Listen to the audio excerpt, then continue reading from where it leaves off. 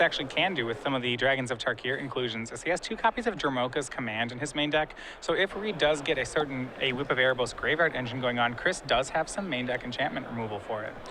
Reid going to sacrifice his Windswept Teeth that he played on the first turn of the game. Forest or a Plains coming here for the Duke. And he will get a Forest.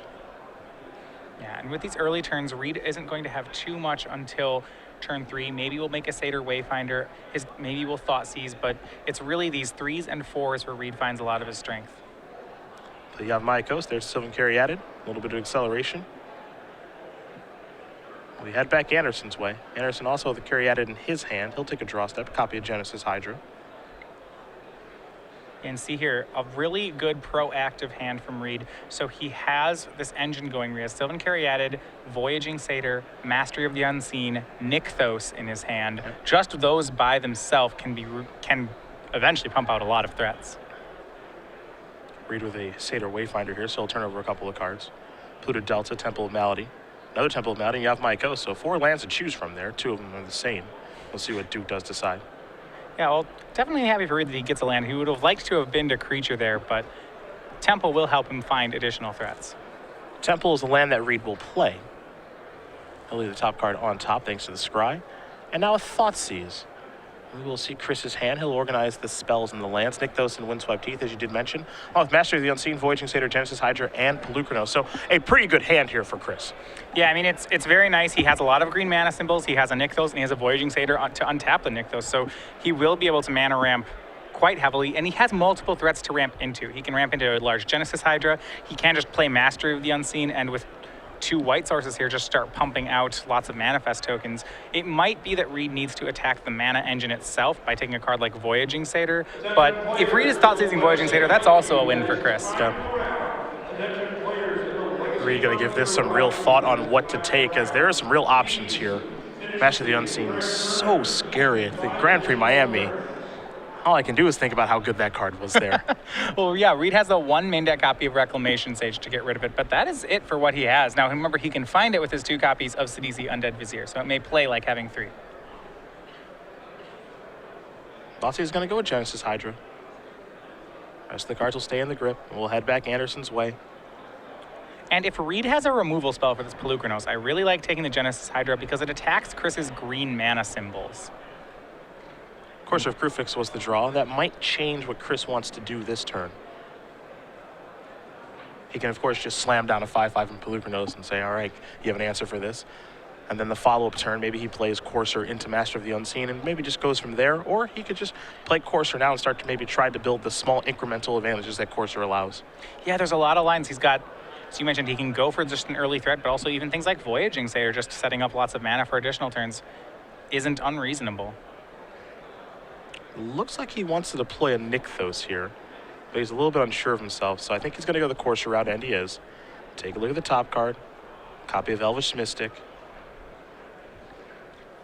Yeah, and I don't think he's too excited about Elvish Mystic. You see him changing from the Nykthos over to Windswept Teeth. Imagine he'll try to fetch that card away. It's so interesting what the correct line of play is there. I'm not sure there's something that's 100% correct. You think you can make an argument for a lot of different things. You mentioned Voyaging Satyr. It's pretty easy to just say, I'll play Voyaging Satyr, I'll play Master of the Unseen right now. Make sure that you can't Thoughtseize that, and let's get to work that way. I can just play a big dumb 5/5 and get to work that way. Not entirely sure what's correct in that situation. What I do like is I like that he chose one of his double green mana options. Just getting a lot of mana symbols on the table in preparation for Nykthos seems strong. Sidisi came down, turned over a creature. That's why Reid's got a zombie in play. Nykthos, the top card of Andersen's deck. Can put that into play off the Courser if you'd like. I did draw the Elvish Mystic. Now with Nykthos, Elvish Mystic is a free mana here, as he's already up to enough green mana symbols that it nets him an extra 1 to play it. Now the question, of course, is can Andersen overpower the Sidisi? As there is the Nykthos. Trigger, of course, gain Chris a life. Take a look at the top card of his deck. It's a Courser. Well, I would think so. If he has his Voyaging Satyr and Mastery of the Unseen, with Nykthos, those together will create enough pressure to get through Sidisi.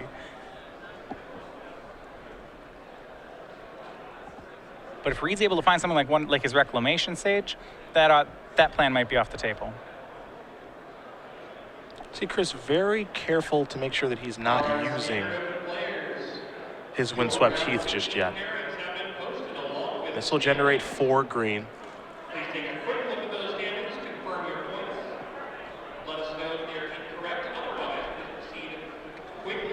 Now this is the fun part of Devotion is how do you want to go about using your mana for the turn? What do you want to leave back on defense? Because this deck can spit out a lot of mana. It's kind of like a math problem, really, about how you want to go about using all of this mana. Do you want to sacrifice your Windswept Heath now? Do you want to sacrifice it later? You know, he's going to be able to lose a life and then gain a life here. So, of course, we'll keep him net neutral as far as life total is concerned. But making sure that you get the most out of this is very, very important. A small misstep can be all the difference. Yeah, and I think he's trying to set up for a very large turn on the next turn. So maybe this turn we'll see things like a Voyaging Satyr or an additional green mana symbol. He has 4 mana this turn, so it's not a ton. I think, though, he'll have the opportunity to generate upwards of 15 mana on this next turn, though. Dromoka Command being the top card of the deck may further influence his decision on what he wants to deploy here. So here's 4. And of course, he can use Caryatid for mana if he'd like. He'll play Voyaging Satyr. There's Master of the Unseen Polukranos left over. So it looks like he wants to go the Mastery route. Yeah, gets the Mastery on the table. It avoids Thoughtseize. Also, by leaving the Polukranos in his hand with that Dromoka's Command, he does force Reid to hold up a lot of mana, because if Reid doesn't, Chris can both make Polukranos and fight down one of Chris's cards, or Reid's cards in the same turn. So we'll see what kind of turn Reid can have here. He does have an active Sidisi. That can, of course, come into the red zone if it would like. Unsure how good of an attack that is, as a double block is available there for Andersen with maybe Courser and Elvish Mystic. We'll see what he wants to do if Reid does attack, which he will. So there will be a trigger from Sidisi. Duke will turn over a couple of cards. One of them is Dragonlord Salumgar, so a zombie will join the battlefield. And the threat here is with the Sylvan Caryatid and that one basic plains, Chris very easily will be able to make 2 manifest creatures per turn. Yeah. Chris just says, I'll just block with my Courser. Not going to get too creative here. And for Chris's side, he can ignore a lot of Reid's game plan. If Reid does not remove Mastery, Chris will start getting to the point where he can just take hits from Reid and really out-life gain them with the Mastery of the Unseen Engine. Another zombie here for Duke. Satyr Wayfinder turning over a couple of cards. There's Atlanta War Waste. Yeah, but Chris with no real need to panic. Yes, Reid is starting to put zombies on the battlefield. Yes, DC Brute Tyrant is getting going, but Chris can really keep up with and then outpace that thanks to Master of the Unseen. I will look over at Reid here. Satyr Wayfinders, zombie tokens, but no answer as of yet. Top card's a Temple of Plenty here for Chris.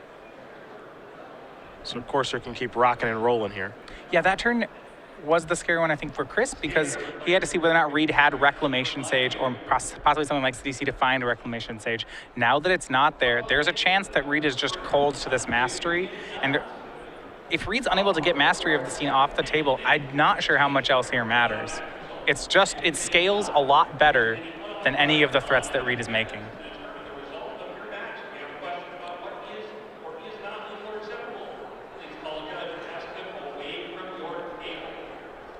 Of course, Chris's turns will take a little while. There's so much to think about, again, when you were playing this deck. We saw it with Shiketi, with Baumeister, with Black, with Majors, when we were in Miami. The turns are not short. The turns are difficult. It led to quite a handful of draws for those players. We're untimed here, which is part of the reason we could be here for a little while, but it's not an easy deck to play. Chris going to untap the Nykthos. So yeah, 5 green off the first tap. He gets to make Polukranos now with 1 green left over. However, the next tap of Nykthos will make 7. He can make 7 green and 2 white right now, so he does have 2 Mastery activations available if he wants it.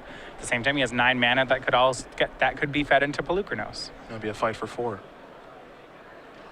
A lot of Magic players say they like to have a lot of options. I am one of them. Sometimes you can have too many. Yeah, that's not even starting to get into what he could do with the Dromoka's Command in his hand. Yeah. Top card's going to go to the bottom here for Andersen. Sylvan Caryatid on top now.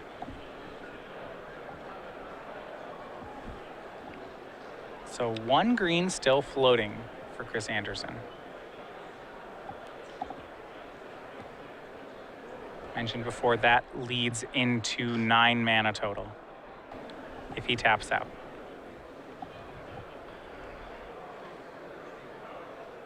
The question is what else he wants to do this turn. It also gets scary too because he's holding a Nykthos in his hand too, so he could really go wild on not this turn but the following one, as he's already played his land and Temple of Plenty for the turn. Yeah, and I think that's why we saw him wait so long on that Temple of Plenty. There was a consideration that he could just have one big turn here with the Nykthos out of his hand. The thing I think what's important here is kind of identifying what's important on the board on Reid's side. Given the way that this game is currently going, you know, at this point, it's just, is that Sidisi even that important? That's debatable. Doesn't seem to be all that important. But it looks like he's going to Dromoka's command, put a +1/+1 counter on his Courser, and fight the Sidisi. Right, so by playing it this way, see how he tapped, used that floating green mana and his white and his plains. This does mean he's not going to be able to activate Mastery of the Unseen at all this turn.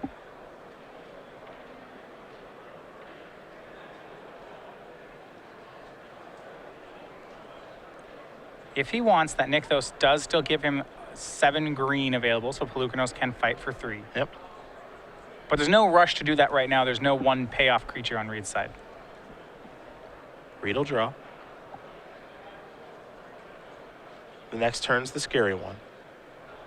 I think if you're Duke, with you see how Chris has built his board, he's got a Pelucanos. Reid knows about the Nykthos in hand too, so the fact that Andersen can generate a boatload of mana next turn to go kind of crazy with Pelucanos if he'd like to, can go crazy with Master of the Unseen too. It's actually pretty scary stuff. Yeah, Pelucanos can get very big, may be able to fight away Reid's entire board. Not to mention the 3 white mana sources means that Chris can make 3 2/2s per turn. Reid's scaling is linear here, as you know, as his cards just continue to get more threats. Chris's is much more exponential. These cards, Reid has nothing that scales to the level that Pelucanos and Mastery are doing right now. Yeah.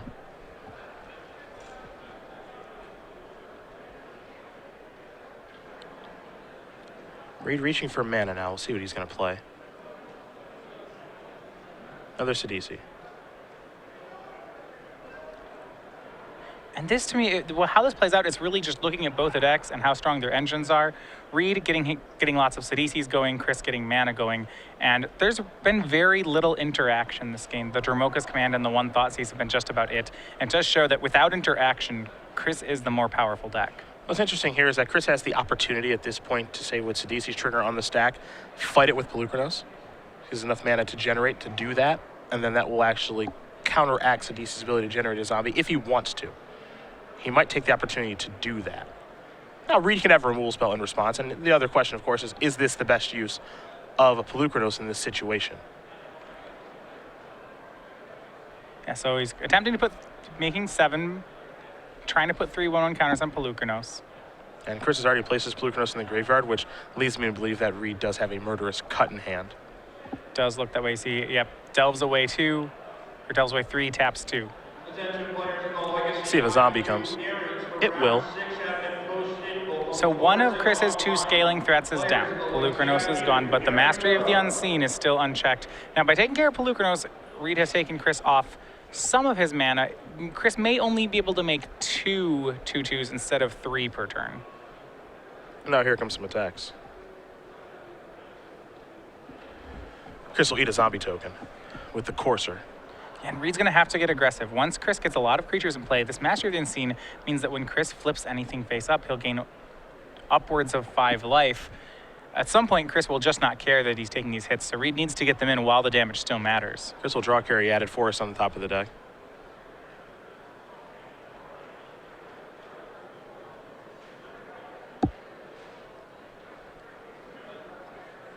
Chris has to figure out just whether he wants to play that Nykthos from hand or whether he's going to go and take the free forest off the top.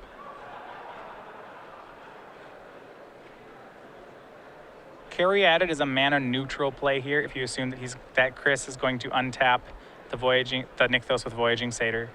It costs 2, but it will generate 1 mana for each Nykthos tap. So now we're on the Master of the Unseen plan. And now you can see just what this enchantment can do. Yep. Master of the Unseen on top of the deck now. Mastery is interesting. You would think that with an activated ability like it, that the second copy would not be very strong, but it does double the amount of life gain you get when you flip up your cards.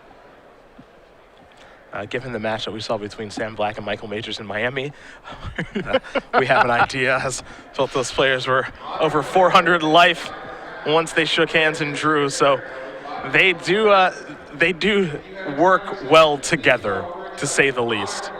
Yeah, and there's the one thing, the one copy of Temur Sabertooth in Chris's list, which eventually, once he starts manifesting enough cards, does let him start to pick up cards like additional masteries that are not creatures. It's a fun interaction between Temur Sabertooth and manifest cards, I must say.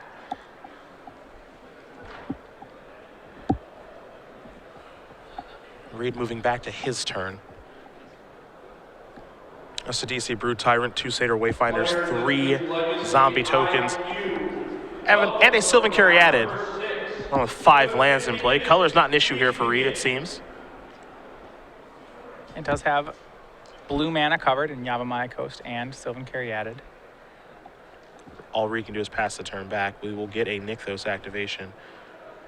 Voyaging Satyr will untap, and Reid says, 1 moment, please. Yeah, so 5 mana up to 8. Reid having a reaction with the Voyaging Satyr's targeting of Nykthos. Yeah, it's not actually a mana ability. So at the moment, you'd say there's 5 mana in play with the Nykthos, and Voyaging Satyr tries to untap it. So Cut will be cast on Courser, it will die. So still 5 mana floating in Chris's pool, and now the Nykthos untaps. Or rather 6 mana, he did play the Caryatid. Yep. So 6, it untaps, pays 2 in it, retaps. This time it's just for 4, so Chris will be at 8 green. And by denying that Courser, he did keep Chris off 3 manifest creatures. He'll only be able to manifest twice. Got it. If it had gone unchecked, Chris did have enough mana to make 3. Could have gotten all the way up to 12 with triple white. Chris takes a look at the manifest card that he didn't know, which is a copy of Temple of Plenty. The other one is a Master of the Unseen. We knew that because of the Courser. Reid knows that as well. So 2 manifests, and he does draw a card. Well, what Reid has to hope is that Chris does not find creatures off this Mastery of the Unseen, because as soon as Chris starts flipping up creatures, the life gain will be enough that Chris will no longer need to block any of Reid's plays. There's an Elvish Mystic.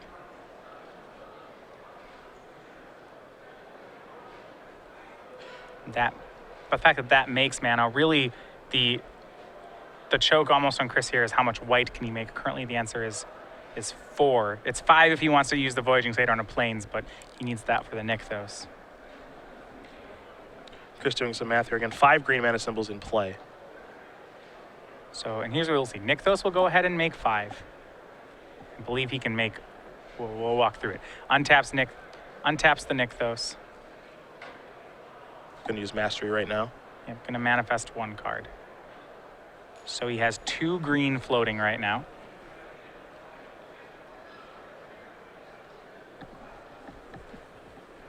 The math is fun here.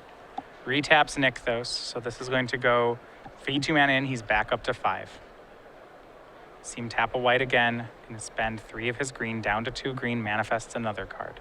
He's doing this 1 at a time because if he hits a creature, he wants to make sure he has enough mana to flip it up. Sure. If he finds something here like a Whisperwood Elemental, for example, yeah, like he'd like to flip that up, get a manifest from that, and be able to move forward accordingly. Same thing can be said with a card like Courser of Crewfix, something like that. See both players kind of talking to make sure the mana is correct here. Yeah. By our count, he should have 2 green floating on this second trick. Correct. And Reid just wants to make sure that that is the case. Reid also may have something like a response here. You never know. Here's a manifest. And that one's Voyaging Satyr, Yep. which now he can flip it up and gain what looks to be 9 life, and not to mention how much mana he'll gain on the following turn with it. He has 2 green mana floating right now, too, so pretty convenient. Though he may want to manifest again, he's going to play the other copy of Nykthos. So now he's empty-handed. Reid can cross that off his list of cards. This Nykthos will add 5 green. Yep, spends his 2 to make 5, so he has 5 green. Taps Caryatid for a white. He'll be back down to 2 green as he manifests yet again. Courser of Crewfix this time. And 2 green remaining. He could flip up Courser, or he could flip up We'll see what he does. Or actually, he's going to manifest one more time. Uses Sylvan Caryatid and Elvish Mystic to manifest. So now he is out of mana. Just an Elvish Mystic untapped. So unless he flipped an Elvish Mystic, he... And actually, that one's summoning 6. So he has no mana available. Yep, no mana available. Only manifested 4 times. I've seen worse turns. And we should expect mana-wise that he will be able to manifest up to four times every turn here. Even without that turn, he had to play Nykthos out of his hand.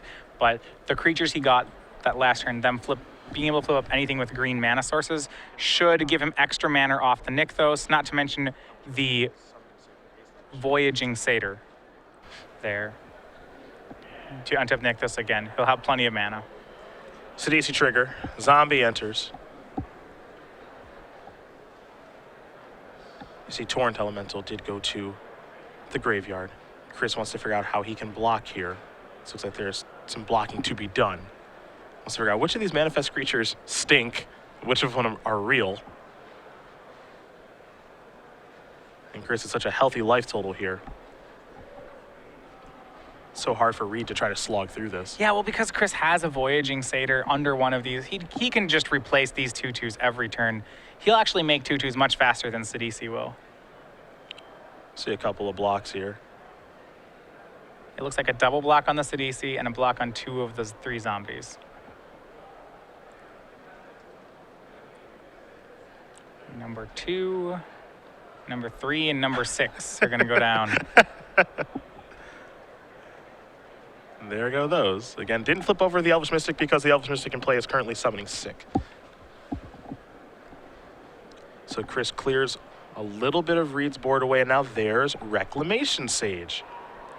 Reid found that. And that's a huge play from Reid, especially the timing on it, getting Chris to trade away a lot of the board before letting Chris know that, yeah, he had him with the Reclamation Sage.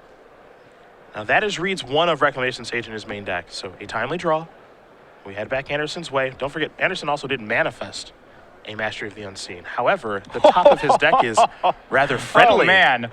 So that is just about ideal for Chris. The question would be whether or not Reid could win before Chris drew one of his payoffs, be it Genesis Hydra, Pelukrinos, or, as we see here, Mastery of the Unseen.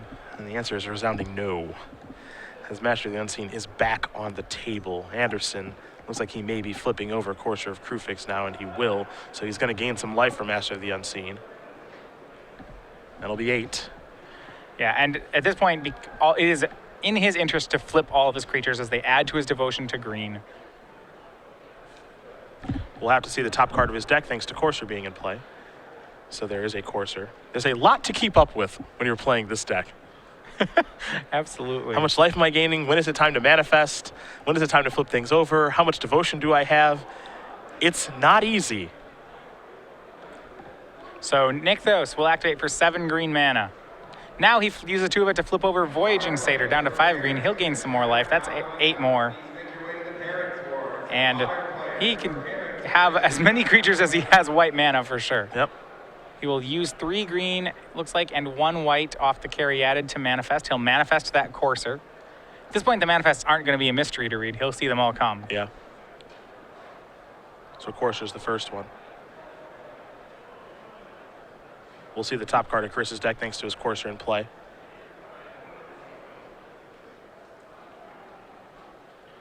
Still 2 green mana floating.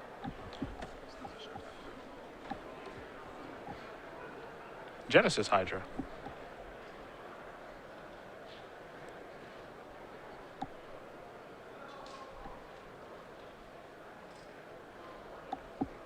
And this just scaling so well. Reid had the one of Reclamation Sage, but does not have a way outside of Whip of Erebos to get it out of the yard. And Chris is going to continue. Still 2 green mana floating.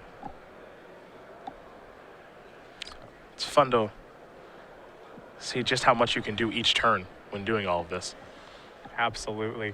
He's going to go ahead and flip Courser of Krufix using Voyaging Satyr and those 2 green. Gaining 9 life this time up to 33, and he'll pass no mana in his mana pool. All right. Back to Reid we go. Oh, just a swamp. Swamp go. And this is if not already getting out of control, this is out of control. And the Whisperwood Elemental's on top of the deck now. So yeah, this is This is getting ugly. Now again, this is the part of the deck that can be a little bit difficult at times, is how you're supposed to sequence this, because we're going to start with Nykthos, which is pretty easy. I think you're supposed to manifest here with Master of the Unseen to get Whisperwood Elemental, and then probably make a large Genesis Hydra, because you've already got one on top of your deck, so there's no reason to Hydra at this point. Yep. So this is 10 mana off Nykthos. He'll go ahead and spend a white and 3 of it to manifest that Whisperwood Elemental. Here's another Whisperwood Elemental on top. He'll use 5 of that green to flip Whisperwood. Gain a little bit of life as well.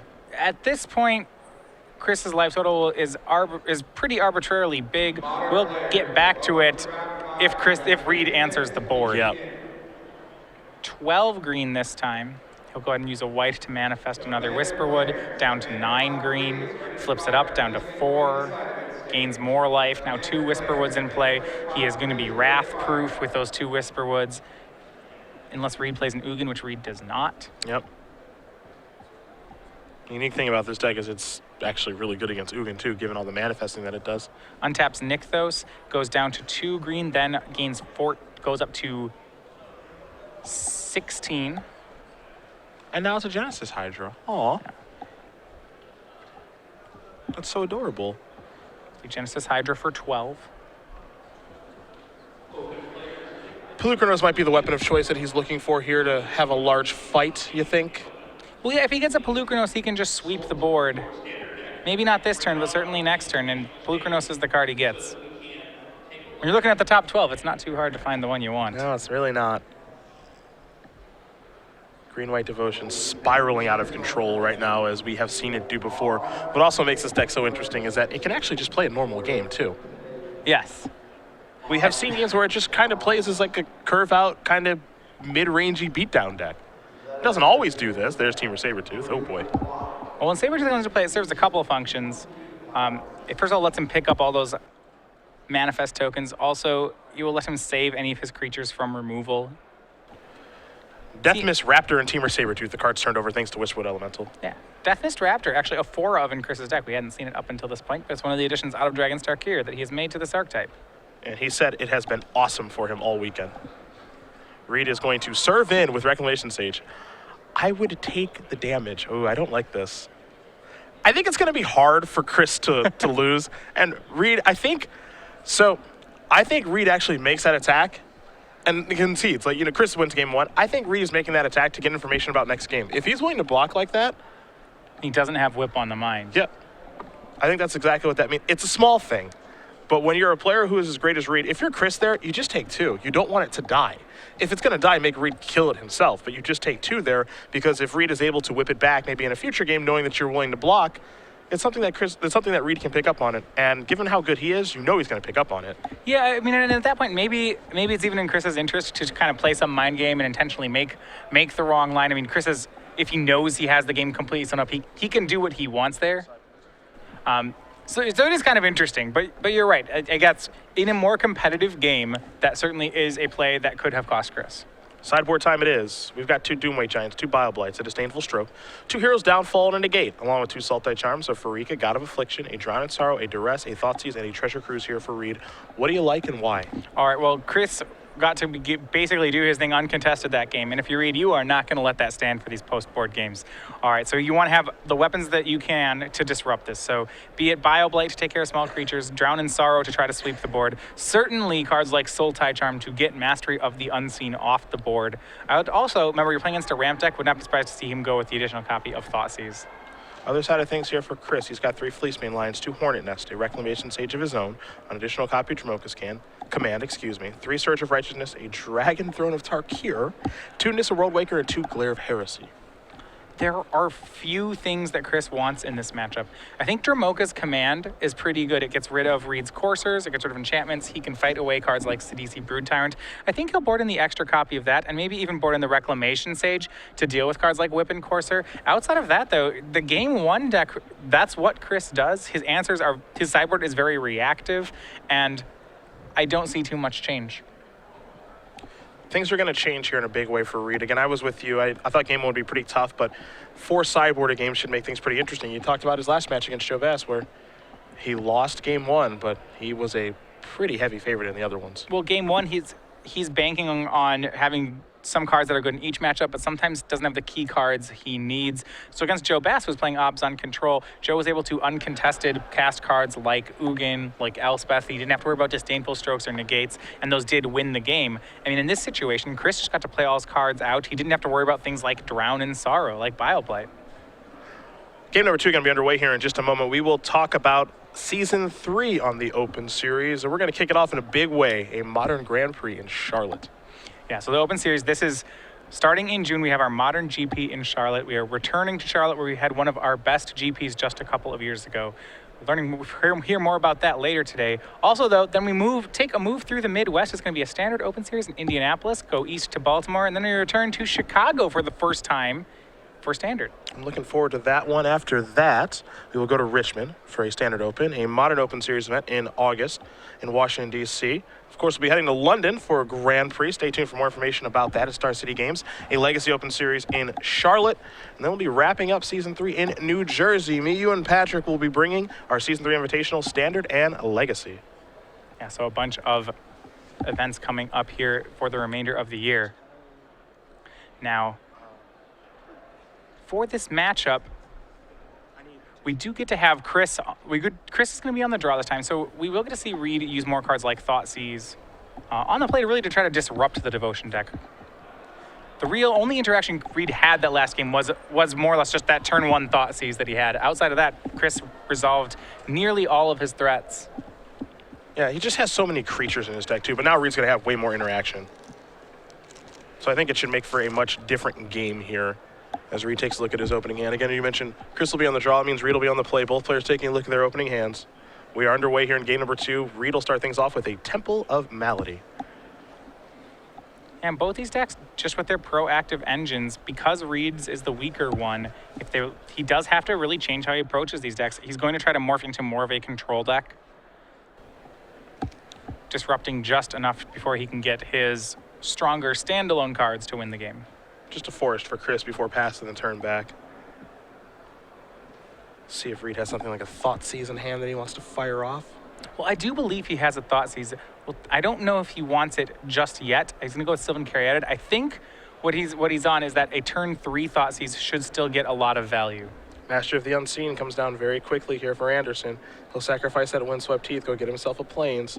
Well, that's the danger of not firing off Thoughtseize right away, is that Chris might stick something you can't deal with early on in the game. Master of the Unseen is a great card for Chris to get on the table. The question will be whether or not Reid has his copy of Reclamation Sage or one of his 2 sideboarded Sultai Charms to take this off the board. Saw Mastery run rampant last game. See if it does it again this one. Yeah, it certainly could. Reid does not have very many fast draws to make a card like this irrelevant. You know, were he a different deck that could tap out this turn for, say, a Siege Rhino or a Pelucranos, he could ignore Mastery of the Unseen. But his best turn 4 mana play is something like Sidisi, which is not particularly good here in that it can't swing through cards like Courser of Krufix. Risky hand here for Chris. He's got 2 Coursers of Krufix, a Reclamation Sage of Dramoka's Command, a Nissa, and a Whisperwood Elemental. But he only has 2 lands in play. We're going to find out in one draw step if another one is coming. Yeah, and I think a lot of this was kept on the strength of Master of the Unseen. He knew he'd have one on turn 2. And with 2 copies of Courser of Krufix, he had a Thoughtseize-proof Courser. So on the draw, double Courser 2 lands is a reasonable risk to be taking. But you're right, if he doesn't hit the land here, he has no other plays. It's actually a pretty tough hand to Thoughtseize too, I think, if you're Reid. Definitely a lot of good options. He's going to go with the Courser. So that'll bite the dust. There's a forest. Here is a Satyr Wayfinder. Turn over a couple of cards. Hero's Downfall among them. Reid will take a Temple and just play another Thoughtseize, which means I think we're going to see Chris lose another Courser here. Yeah, I think so. This is looking bad now for Andersen. Yeah, I'm not sure that Reid right away has an answer to a card like Master of the Unseen, but if Chris doesn't hit lands, Reid does not need to answer this card. Death Mist Raptor was the draw. It's on a land. We head back Duke's way. Now, Duke's deck isn't incredibly fast. Doesn't really get the opportunity to rack up the damage unless he has a Sidisi. He'll start by attacking with a Satyr Wayfinder. There is the Temple of Malady. Top card will stay on top, and all Duke can do is pass the turn back. So Chris, under a lot of pressure right now, has the opportunity to draw into some lands, and Elvish Mystic is kind of a land. We'll see if Reid lets it survive. It certainly could be the land. Reid keeping an interesting strategy here. Did not keep a hand with a lot of pro-action. I think instead really embracing that control role. If you look at the cards he has here, 2 Thought Seizes have really just done a number on Chris. Thus far. Reid will untap. Nothing to do on Chris's end step. Take a draw.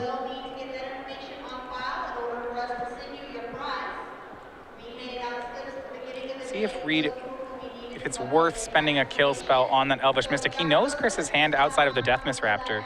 There aren't too many 3-mana plays that he's that worried about. Now, if Chris gets up to 4 and 5 mana, that's a whole nother story. As we saw in the last game. That's bad news. This is a bunch of mana. That's a Sidisi. Sacrifice the Satyr Wayfinder. It's time to go searching. To me, this has been one of the most impressive Dragons of Tarkir cards for the weekend, especially in a deck like Reid's where they have expendable cards like Satyr Wayfinders. The 4/6 body is great at fighting opposing cards like Pelugranos, like even 4/4s from Nissa. And then just to boot, it gets you whatever card you need in the matchup. And Reid playing a lot of one-ofs to help support the Sidisi. Yeah, this card's no joke. This card is fantastic. Really, really good with Whip of Erebos too, excuse me. And it also lets you build your deck in a certain way with a bunch of one-ofs. And we saw Reid use those to his advantage when we watched him play during the Swiss. And now he's going to do it again, especially while Andersen is having some real mana issues right now.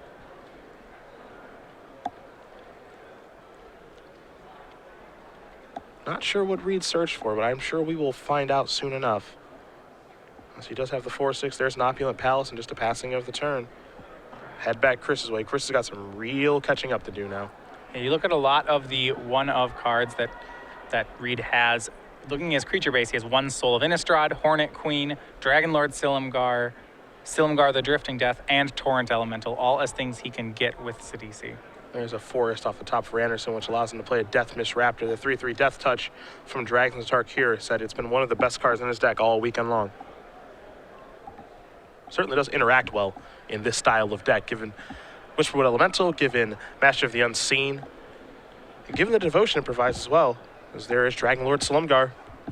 Deathmiss Raptor now belongs to Reid Duke. Here's an attack for 4. And Dragonlord Silumgar, we saw this in the match against Obzon Control, just to be okay. Joe Best usually had a kill spell for it, but against a deck like Green-White Devotion with little to no removal, this card is great. It's a 3/5 flyer. That's something that Chris really can't block. His only removal is something like Dromoka's Command, and fighting a Death Toucher it isn't very appealing for Chris. Not the best idea.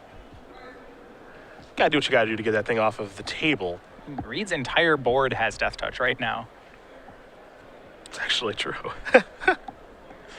I don't know if I've ever really seen that before.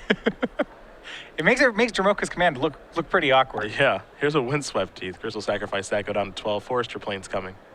But he is pretty far behind in this game. Dragonlord Silumgar gonna be... I'd not be surprised to see it play out as one of the most important cards in the matchup for Reid Duke. That wouldn't surprise me very much either, honestly. It's a very unique effect that can have a huge role in a game. Also, flying is pretty nice. Flying is nice. Death Touch is nice. Flying has always been great against Devotion. Death Touch gives Chris no clean answers to it, and stealing a creature against a ramp deck is a great strategy, as they're generally all in on 1 or 2 permanents. There is Whisperwood Elemental. A manifest and a passing of the turn. We go back to Reid, who's got a pretty good board. Chris trying to catch up. Yeah, Reid does have a good board. He has some flying. He has a lot of Death Touch. Now, Whisperwood Elemental, however, a very high-powered card. If Chris can stay alive for the next couple turns, Whisperwood should generate him a lot of card advantage. With Master of the Unseen, even though we haven't seen an activation yet, that's the way that Chris can actually still stay in this game, is the life gain from that card.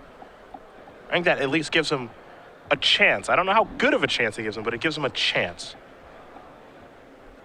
Here's an attack for 10. And I really like the game plan here from Reid. He started out early being the control deck with Thought Seizes, took apart Chris's hand, and then transitioned roles to being very aggressive. Whisperwood Elemental going to trade with the Deathmiss Raptor. Yeah, not trying to control the game forever, because eventually Chris will break out and the cards like Master of the Unseen will become relevant, but Reid really just threatening to end the game before something like Master of the Unseen affects the board. Courser will reveal Sylvan Caryatid here for Duke, and he'll just pass the turn back. We go Andersen's way. He'll draw a card. See what he finds. He's slow rolling himself pretty good here. Copy of Mana Confluence. He will play that. Yeah, so Nissa Worldwaker, Dromoka's Command, and Reclamation Sage, the remaining cards in hand for Chris. He also has that Mastery of the Unseen on the table. Given enough time, this should give him resources to pull ahead, but Reid is not giving Chris time to do that. He doesn't want to. Wants to get this game over with, right? Chris is at 5. We have a 3-power flyer in the air, and Chris with no apparent answer to that. I don't know if he can catch up. He's so far behind the stumbles in the early stages of the game. Those 2 thought seizes were so huge from Reid.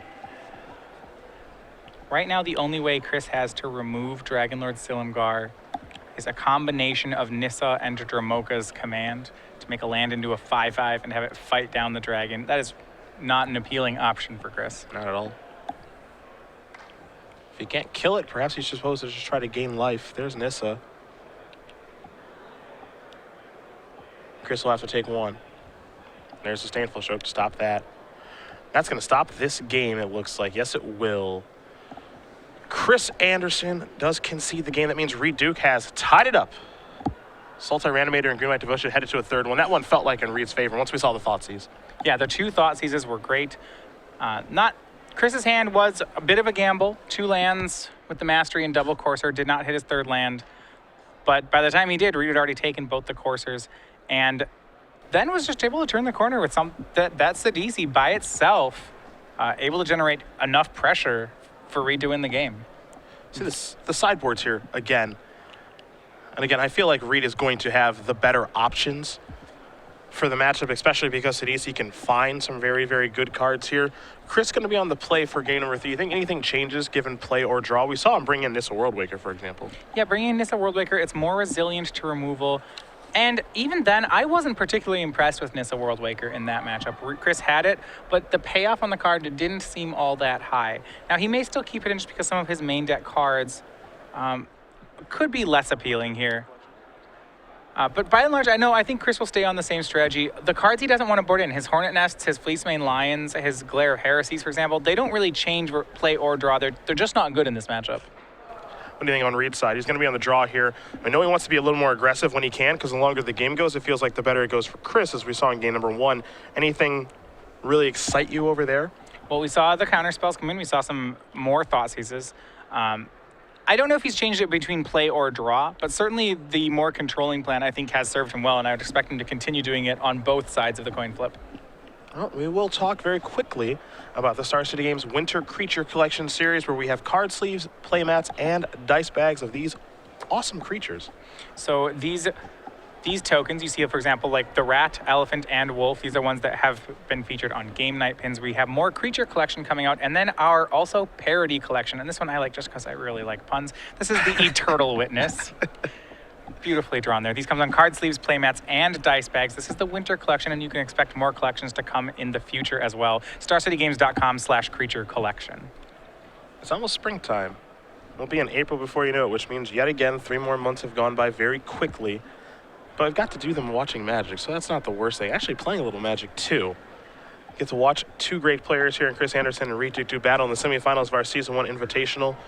Don't forget, everybody, after this match, Jacob Wilson does battle against Jason Coleman. Wilson playing Abzan Control, Coleman playing Abzan Aggro. Seems like it'll be a tough matchup there for Coleman. Not only is the player great, but the matchup seems tough too. Yeah, Abzan Aggro certainly, if it's had a thorn in its side, it has been the Abzan mid-range deck. I really like Wilson's build of his Abzan deck this weekend. Well, the one thing I think that Reid Duke and Jacob Wilson have had in common is that in their mid-range and control decks, they have figured out that this new Sidisi is the Undead Vizier is quite the card. It's really good. I mean, if you think about how Reid won that game, it was all just off Sidisi. So Sidisi found Dragonlord Silumgar, which then stole Death Mist Raptor. Reid had 11 Death Touch power, 10 Death Touch power worth of creatures in play, and that all came off 1 card. Yeah. It's a really good card. Not a card you're going to see 4 of, at least I don't think you will. Maybe certain metagames will force that to happen, but... Yeah, it's legendary. It makes you sack a creature. I don't think you really want to see 2 of them in your hand. One, as you see that chain there, once Reid had the first Sidisi, that was all he really needed. It's not a card you want in multiples, so I don't think you can play 4 of it. But yeah, 2, maybe 3, that seems pretty reasonable. Both players going to keep their openers. We are underway here for game number 3. Andersen with the Temple of Plenty leaves his top card on top. We head over to the Duke. And Chris with a lot of mana in his hand. Double Elvish Mystic, Nykthos. Looks like he did bring in Fleece Mainline. A little surprising there. I mean, I'm somewhat surprised to see Fleece Mainline in here. It is a threat that if he can get it down and get it Monstrosity, there aren't many ways that Reid can interact with it. Outside of just making a large enough blocker. But when you look at Reid's selection of creatures, a 4/4 is actually a pretty good size against him. Yeah. Reid does have his Reclamation Sage in hand. Figuring out what land he wants to play on turn 2, what action he wants to take. He'll play Yavimaya Coast. Here's a Satyr Wayfinder, turn over a couple of cards. Oppium Palace, Hero's Downfall, Thoughtseize, and a Llanowar Waste.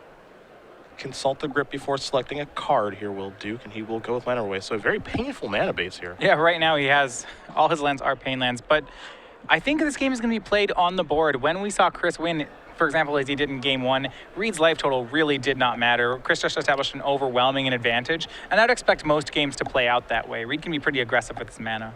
Here's a Fleece Mainline. There's an Elvish Mystic. There's the passing of the turn. This is an interesting line by Chris. It puts Reid to the test, as next turn Chris will be able to use the Monstrosity ability on Fleece Mainline. Fleece Mainline good, not game over in this sort of matchup. Reid's just not a straight control deck. What'll be interesting is to see whether or not he puts a high priority on killing it, or whether he thinks he can maybe just win through a 4/4. He'll play a Painful Thoughtseize. One thing that I do like is that if Fleece Mainline becomes monstrous, these free damage, these Thoughtseizes, these Llanowar Waste activations that Reid has been doing, suddenly they do matter. Yeah, they actually matter a lot more than I think expected. Genesis Hydra going to bite the dust, going to leave Chris with a Nykthos and a Dromoka's Command. And if Reid has a kill spell for Fleece Mainline, Chris's hand will look pretty anemic. Yeah. He's tapping mana right away. Murderous Cut takes care of the lion. And such is the danger of a ramp-style deck, which Chris does play, is that if your opponent just has something like a Murderous Cut and a Thoughtseize, they can really pick apart your hands. There are big draws available here to Chris. A card like Witchwood Elemental would be a huge draw. Deathmist Raptor was the draw step. There's a Nykthos. And to me, this is going to be a very interesting game because Deathmist Raptor is a card we haven't seen too much of. And if it's as good as Chris has said it is, then I think he's happy to draw it here. This is a board where, this is his new replacement threat. Let's see just how much mileage you can get out of one Deathmist. I was curious if he had interest in morphing it or just wanted to play it straight up with the Megamorph. It would become a 4/4. He's just going to go with playing it as a 3/3. Well, with Death Touch, the difference between 3/3 and 4/4 won't really affect, whether or not it can get through a Courser. As a 3/3, what this does mean is it would trade with something like Sidisi Brood Tyrant, whereas a 4/4 would be able to swing through it. But then again, Sidisi usually brings a 2/2 with her, so I don't think the size difference matters too much, unless you're worried about a card like Bioblight. Duke with his very painful mana base and a Satyr Wayfinder. In a pretty good spot right now. He'll play a Temple of Malady, take a look at the top card. Chris on a much more traditional game plan this game. With Nykthos and these Elvish Mystics, he has the ability to kind of break out of it and suddenly make explosive plays, but not there just yet. Let's see what the draw is here for Chris. Dromoka's Command is the card in his hand. Didn't get a great look. It's a Sylvan Caryatid. Everybody's coming in. That is a very aggressive play. He's offering the trade of Elvish Mystic with Satyr Wayfinder. Sultai Charm. I'm going to go after the Deathmist Raptor. See if Chris wants to use a Dromoka's Command here to possibly change the terms of combat. Reid knows about the Dromoka's Command. Yep, very aware. Thanks to the Thoughtseize. That Sultai Charm, if you look at the lands that Reid just used to cast Sultai Charm. It hurt. That was his own personal mana barb.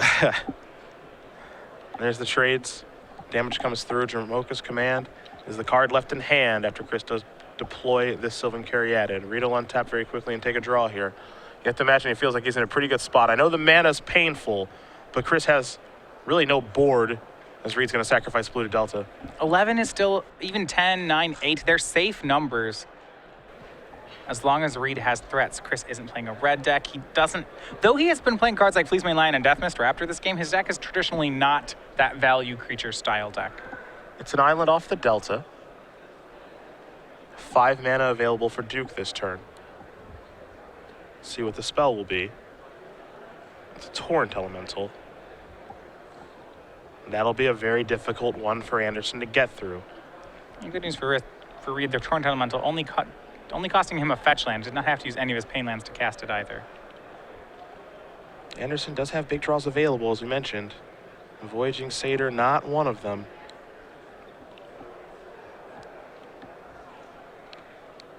There are games, of course, where like we saw in game 1, where this Green-White Devotion deck can be overwhelming. There are other games where it just kind of plays as a curve-out deck of Fleecemane, Lion, Pelucranos, and some other creatures. Just tries to run you out of the gym. And then there are other games where it's like this, where it just draws a lot of its mana acceleration and has no payoff card. Yeah, that said, he can still make a lot of progress off an empty board like this. If his next draw is something like Genesis Hydra, he is right back in the game. See, Reid, because he's at 10 from all this damage from his own lands, he can't actually start racing with Torrent Elemental. The 2 damage from the mana creatures that Chris has coming back is more than Reid wants to take right now. Reid's happy to attack this turn. All those creatures will get tapped thanks to Torrent Elemental. Andersen will take 3. We'll see what the follow-up is. You have to assume Reid has one, given that he was willing to attack. And he does. It's Sylvan Caryatid. There's a Pluto Delta and a passing of the turn. Yeah, and even something like Caryatid allows him to attack. Previously, it would have been 3 damage for 2. Reid didn't want to make that trade, but now if he has an 0-3 to block with, it's 3 damage for 1. Those numbers do favor Reid. Caryatid, the draw here for Andersen to go along with the Forest and Dromoka's command. There's Caryatid. Chris begging for that payoff card. Genesis Hydra, probably the best of the bunch. Match even seems certainly not bad. Head back Duke's way. That's just a lot of mana. If Chris draws that payoff card, it could pay off very well. Nykthos is already making him extra mana. Any of those big draws would really help him. There's Thoughtseize. Will Chris cast Dromoka's command now? Probably. I don't see a reason why not. Yeah. Let's put a counter on something. See what he picks. None of the other modes really do much. Just deciding where he wants it to go. Yeah, last turn he could have killed Caryatid. No, it has hexproof. No, he didn't really have much he could do there. Yeah. I was going to say something. Yeah. I guess he can prevent all damage Thoughtseize would deal. Elvis Mystic going to turn into a 2-2. A very awkward Dromoka's command there. It says choose 2. Can I choose the same one twice? Yeah, he actually has to pick modes. Well, target player sacrifices an enchantment. He can just pick the that other one, mode. yeah. Tell Reid to... They don't have to have an enchantment for you to pick it. Delta will be sacrificed. Reid going to go down to 17, get a swamp out of his deck. Reid looks like with 2 cards in hand. Has stabilized pretty well, just trying to fade big draw steps here from Chris. There's Whip of Erebos. And now this plan where Chris was going to race Reid, that's going to be off the table. It's very hard to race Whip of Erebos. Chris is going to have to gain control of the board again. It still starts with something like Genesis Hydra. His outs haven't changed too much, but his general game plan has. Strategies like getting back a Death Mist Raptor, but with another Death Mist Raptor, while I think previously would have been a good play, now I'm not sure that's enough. I think he really just needs to get big things going. Well, Whisperwood Elemental is a start. Can't be too unhappy with that as a draw. No, it's finally one of the payoff cards that he was looking for. Remember, Chris cannot block because of Torrent Elemental's activated ability. He'll need 1 more mana to cast that.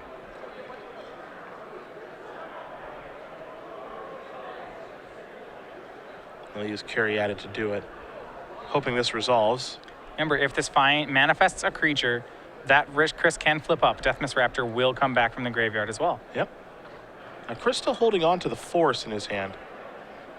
Don't know if that's going to come back to hurt him here in this situation. He can generate quite a bit of mana thanks to Nykthos being out there. So. Yeah, well, it was a bluff at one point, but Reid has since Thoughtseized Chris. It's not really a bluff anymore. Reid tapping some mana. It's time to whip it back. Satyr Wayfinder. Murder's Cut ×2, another Satyr Wayfinder, and a Hero's Downfall. So not the worst there for Chris. No, I mean, Chris has got to be happy with that. For Reid, this was a whiff. At least it gave him a chance to try again, but he does need to kill those threats as Chris makes them. If Whispered Elemental keeps living for more turns, that is one of the ways that Chris seizes control of this game again. Reid gonna send in. Yeah, Reid's alternate plan is if he's missing here, he can keep attacking. Remember, Chris can't block. All his stuff becomes tapped. This will force a reaction here from Chris, if he can unmorph something. It has to spend his mana now. What had... Okay, manifested a Voyaging Satyr, and also gets back Death Mist Raptor. Yep. And if you want to see what Chris did here to be able to block, he floated mana, then let his creatures get tapped, then unmorphed. So the Torrent Elemental ability had already happened. Then Death Mist Raptor comes back and is able to block, as it wasn't in play when the Torrent attacked. There's Reclamation Sage. And a passing of the turn. I believe that's the I think that's it for cards in Reid's hand. That's too. it.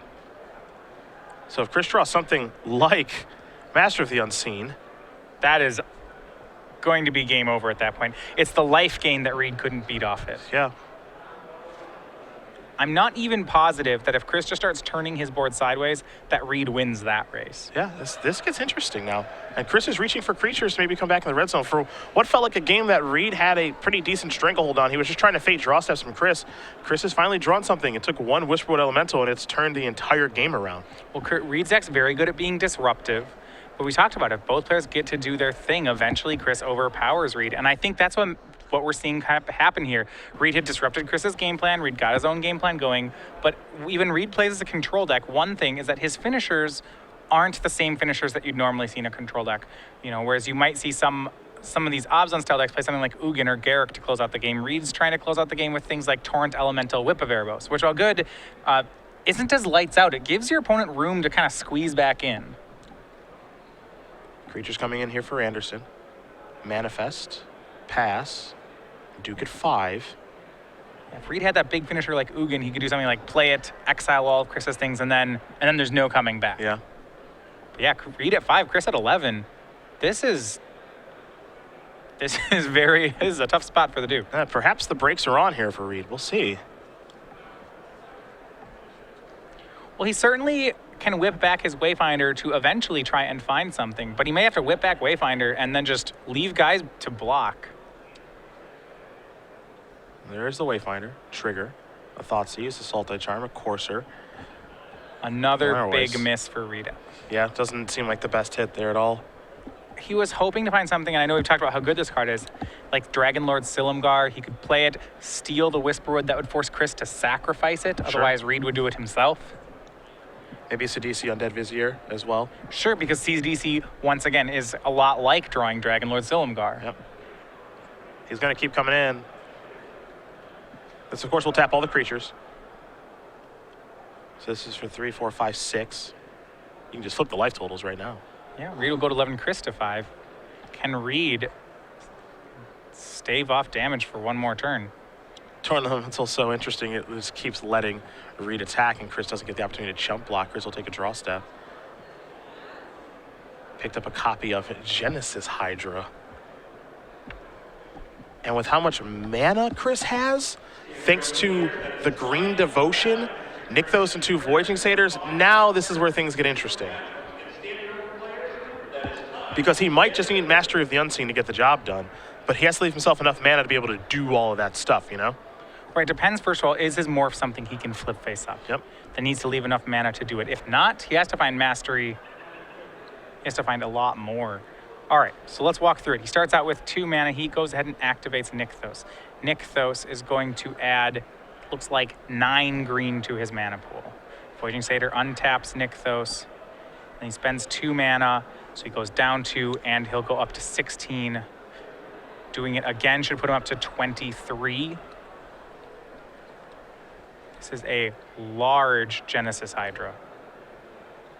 Maybe for 21, we'll see what the final count is. Yeah, that's the question, is how much you're supposed to dump into this thing, how much you're supposed to leave floating so that if you do work your way into the Master of the Unseen, you can maybe activate the Manifest a couple times and still be able to flip something over. Well, that's where the math comes into play. If you're more Manifest right now, it's something you can flip up. It's easy. You leave just enough to flip up and go over as many cards as possible to find Mastery. If you have to Mastery into something and find Mastery, well then it's a whole nother ballgame. Different situation entirely. You do get one other free chance to manifest a card. On end step, Whisperwood will do that.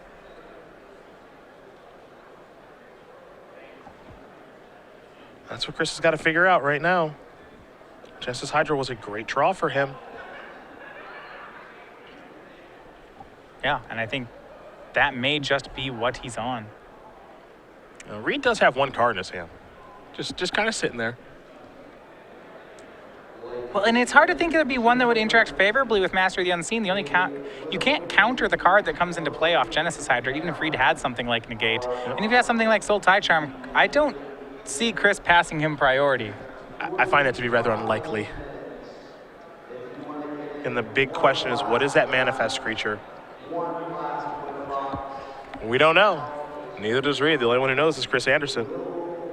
Final count. Genesis Hydra could be as much as 21, maybe even more if Chris wants to tap some land. I mean, Chris might still be figuring out how much he wants to do it for. I don't think his card can turn face up. So for every number he goes down, he's left up all his white sources, which is 5 white sources. And in green mana, I believe he has 24. So he could leave up 5 white, and that would have to pair with 15 green. So depending if he wants 5 flips of Mastery of the Unseen plus 1 off his Whispered Elemental, he could get 6 looks at Mastery. But by doing that, his Genesis Hydra gets small. It's only for example, a 5/5 in that situation. So for every flip he gives up, he gets 4 more cards to look at off Genesis Hydra. I'm guessing he's going to pick something in the teens, would be my, something like maybe Genesis Hydra for 13 or 17. Okay. But then he also has to have enough mana to flip up the card, not just enough to manifest it. That's the tough part. X is 11.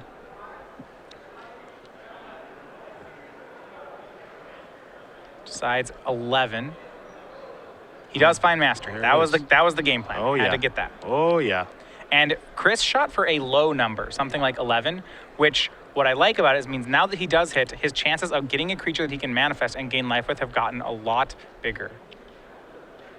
Believing that he may have something like 13 green still floating. That was just step 1 of this turn. Yeah, we'll get a count on exactly where he's at with mana. Some of it has to do with how he sequenced it. Well, Genesis Hydra cost 13, so I believe it, yeah. 10 green is floating.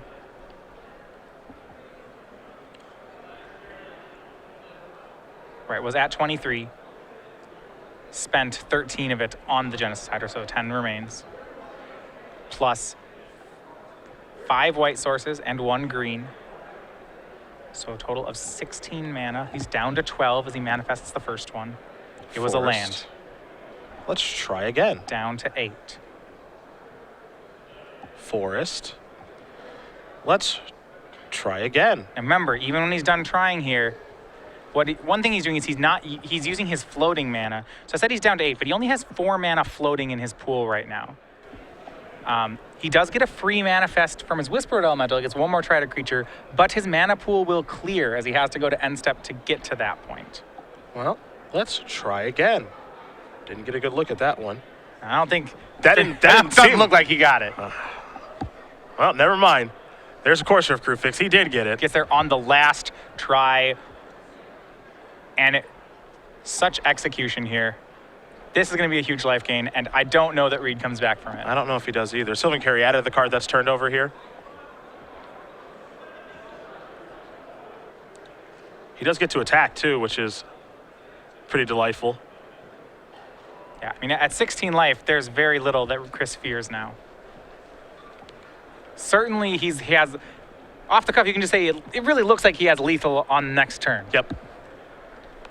If not lethal, we're going to get one of those games like game 1 where he goes up to 54. Oh, yeah, that's when the real fun starts. Reid able to contain Chris's engine for almost the entire game. Yeah. But boy, it doesn't take much. Remember, Chris started this turn with just some mana creatures in play and then drew a Genesis Hydra. That was it. And that's what it can spiral into. He does get the trigger there from the Whisperwood Elemental. It's a Sylvan Caryatid, top card Sylvan Caryatid. We head back Reid's way. Does not have the mana to flip the Caryatid, but I'm not certain that it matters. I don't think it matters given the board state. Can Reid deal 16 here? That's going to be the question. At 2, it is near impossible for Reid to survive Chris's next turn. He has to win now. The Torn Elemental will make it that Reid can't block. I don't know where he's getting all the damage from, though. I'll check. Has some devil cards. I don't think any of them are become immense. He did draw something to the effect that he is organizing mana and trying to come up with some sort of a game plan. That's a Doomwake Giant.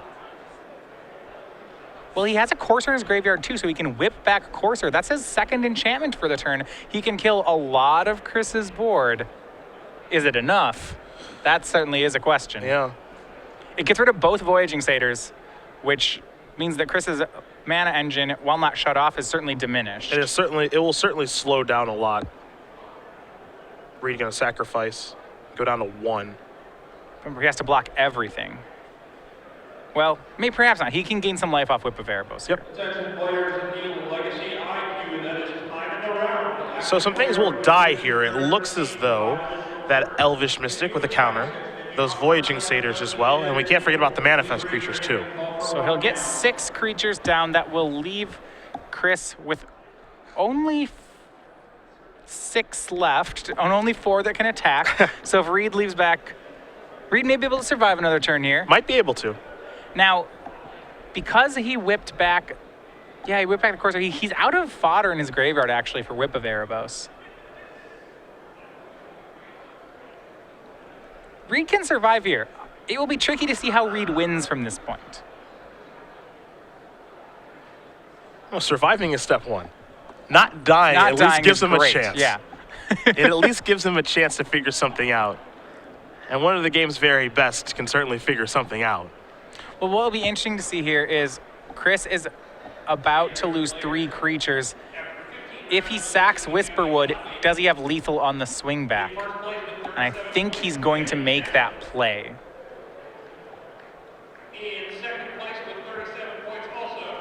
So you see him bin the 3 Manifest, but he had sacked Whisperwood before. So now that when he bins these 2 Satyrs and the Elvish Mystic, he's going to get 3 more Manifests. That's 1. Forest 2. Forest is 3. Of course, we get the liberty of seeing all these because Courser of Kruphix is in play. That also means we get to see the top card of his deck here, which is a Forest. A lot of mana.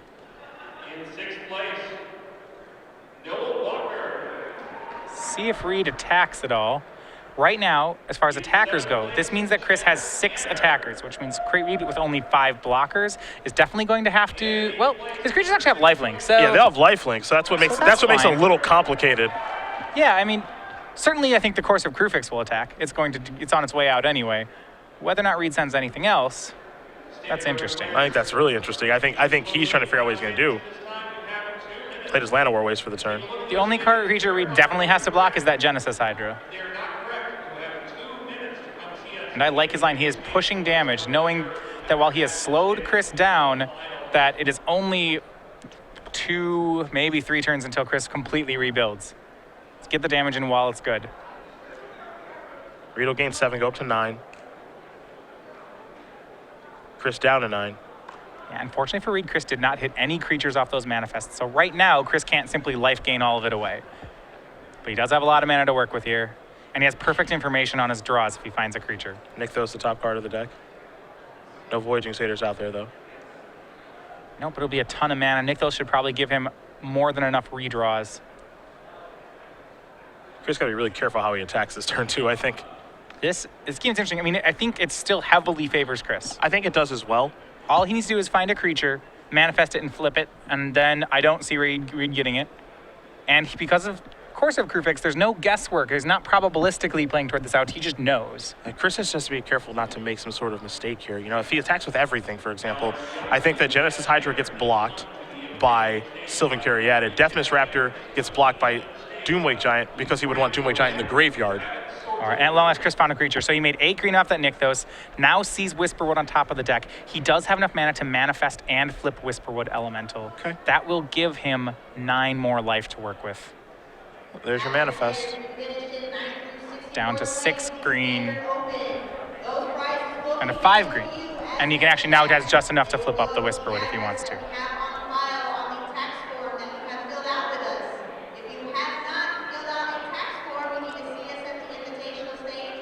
And it's coming up. Yep, this should empty the mana pool for Chris, but it refills the life total. So here's 9 life. It's a big find because it lets him manifest again. Just good all around. Chris up to 19. Remember, those 3 manifest cards, none of them are creatures. Both Reid and Chris know that. Corsair showed them all enter the battlefield. So that would be a little... I don't know if he needs to attack this turn. I would be a little hesitant attacking because I think that Reid... We'll see how he wants to block. It seems like Reid would just want his Doomway Giant to be in the graveyard to maybe set up kind of a turn that we had last turn. Yeah, With he certainly that could put backline it in the enchantment. graveyard. Yeah, that's not unreasonable. It's interesting holding back stuff to block because none of it can really block, so maybe he's okay with that trade just because it gets cards off the board for Reid. Torrent Elemental making blocking impossible, but I certainly could see it that way as well. Though this is Chris presenting lethal. So here are your blocks. Chances Hydra predictably gets killed. And Doomwake on a manifest. So 3, 4, 5, 6, 7 damage is going to come through, but then Reid's going to gain 4. So total damage dealt will be 3. Reid down to 6. Going to lose just the carry added. And Chris will lose manifest numero uno. To recall, that was 7 carry added. Our mistake there. A little surprised no flip.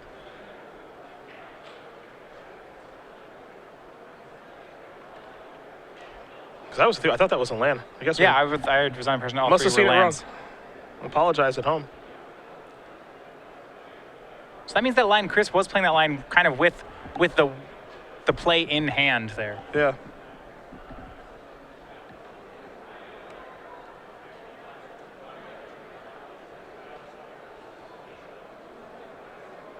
The new manifest, that one, number 4, is a fetch land. Yeah, Chris will just pass the turn back. Reid will draw. Back to Reid. Chris still now up to 19 again. Sitting a lot safer than the previous turn. And what Mastery Without Unseen allows you to do is to just begin to ignore your opponent's game plan. Question is, how much damage can Reid deal per turn? And Reid very quickly just draws and passes the turn back. No, he can't make an attack, and this is exactly where Chris wants to be. He'll manifest here. Might be able to just manifest and flip this up in the same turn. Yep. That's a Wishwood Elemental. His top card now is a Windswept Heath. Yeah, the Nykthos is for 10, so he adds a white to it.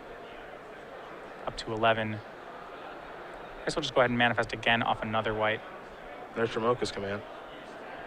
4 mana remaining. Not enough to flip over either of those cards just yet, but certainly will be enough on his turn. Might be happy enough just drawing Dramoka's command here. He could manifest as an upkeep, but he'll take Dramoka's command as a draw step, and Reid is going to concede the game. So Chris Andersen is going to win game number 2 here over Reid. Excuse me, game number 3. That'll be his second win of the match. 2-1 in favor of Andersen, as Green White Devotion is 1 game away from moving to the finals. And this is the first game that Reid has dropped in post-board games for the top 8. So Reid will now, with his back to the wall, have to win the next 2. We've seen the plan. It almost worked that game, so close to being finished, but he will go for the win, see if he can hang on for these next 2 games. We're going to find out here. Again, Reid's going to be on the play here. Almost got that one with Torrent Elemental. It got very, very close. But again, Wishwood Elemental is so powerful, it was tough to beat. Really, really tough to beat. All right, folks, we're going to get ready for game number 4 here in just a moment. Players will shuffle up. We're going to take a short break here from Richmond. We'll see you guys back here in about 2 or 3 minutes.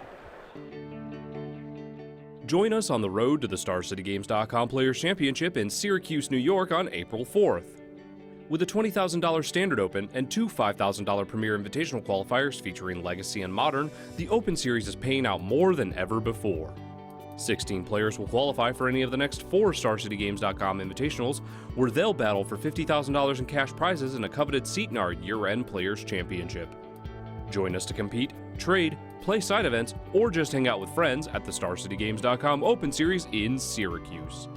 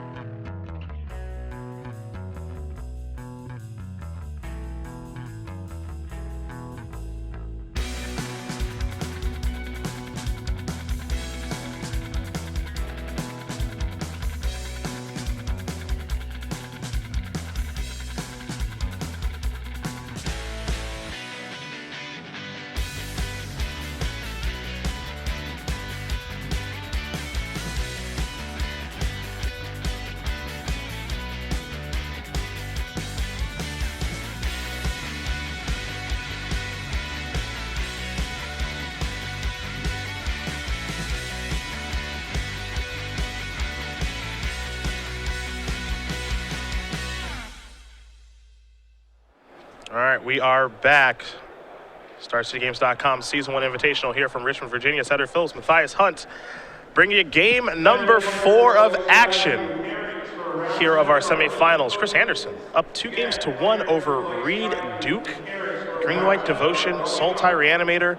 Reid almost able to get the job done, but Chris with a timely Whisperwood Elemental, finding a Master of the Unseen with a Genesis Hydra, he was able to get the game back.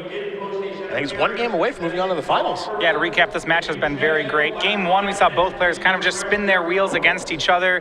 Chris easily overpowered Reid, but since then, Reid has made it a lot harder. Game 2, Reid controlled the game until Sidisi, Undead Vizier, was able to close it out. Game 3, Reid was following the same blueprint, but one of the things is his Torrent Elemental instead of Sidisi, while strong, wasn't as strong. And while he tried to close out the game, it gave Chris just enough time to reassemble his engine and turn the corner. Here's a thought, C's. This is what Reid's been doing each game post board.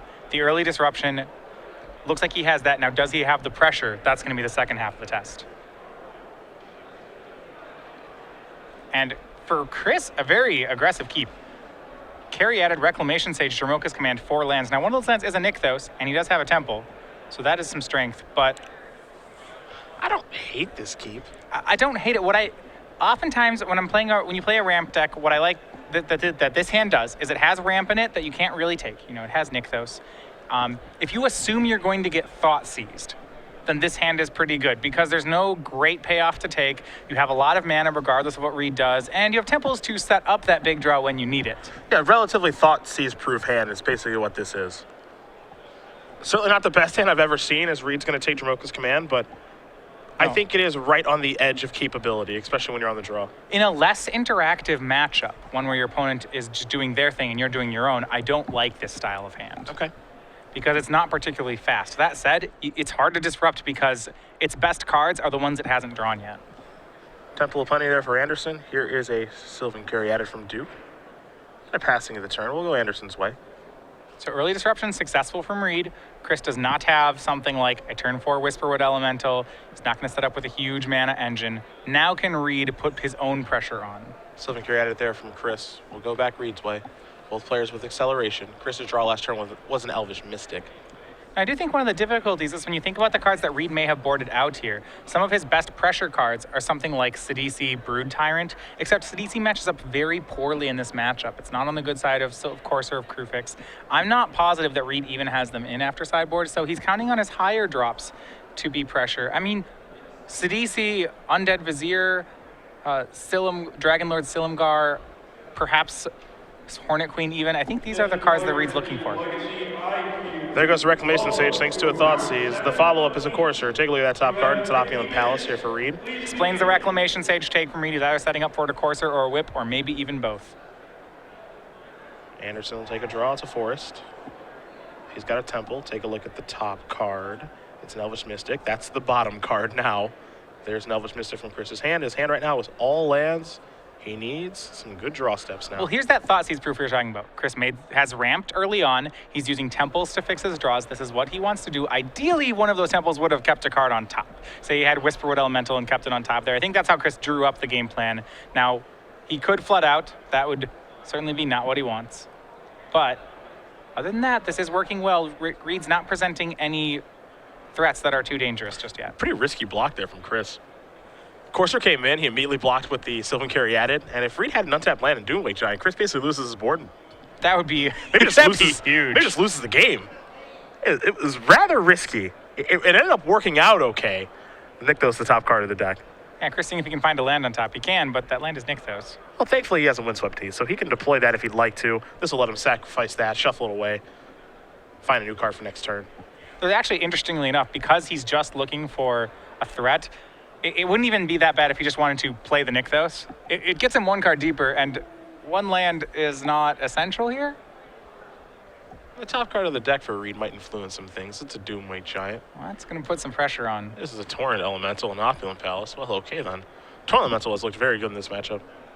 I like Torrent Elemental when Reid can supplement it with other threats, because then Chris loses his ability to block. Now, what it doesn't do is last game it was trying to be the finisher in Reid's deck, and at that, it's really only 3 damage a turn. But when it's paired up with other creatures, even something like a Courser of Krufix, the fact that it brings all its friends with it on the attack is very good here. Yeah. Forest going to be searched up here from Andersen via Windswept Teeth. We'll see a new card on top of the deck here in just a moment. But Chris is certainly under some pressure here. That Torrent Elemental is provided and Doomwake Giant on top of the deck. Chris will have to reveal it. It's a good magic card. Master of the Unseen. This was the game plan.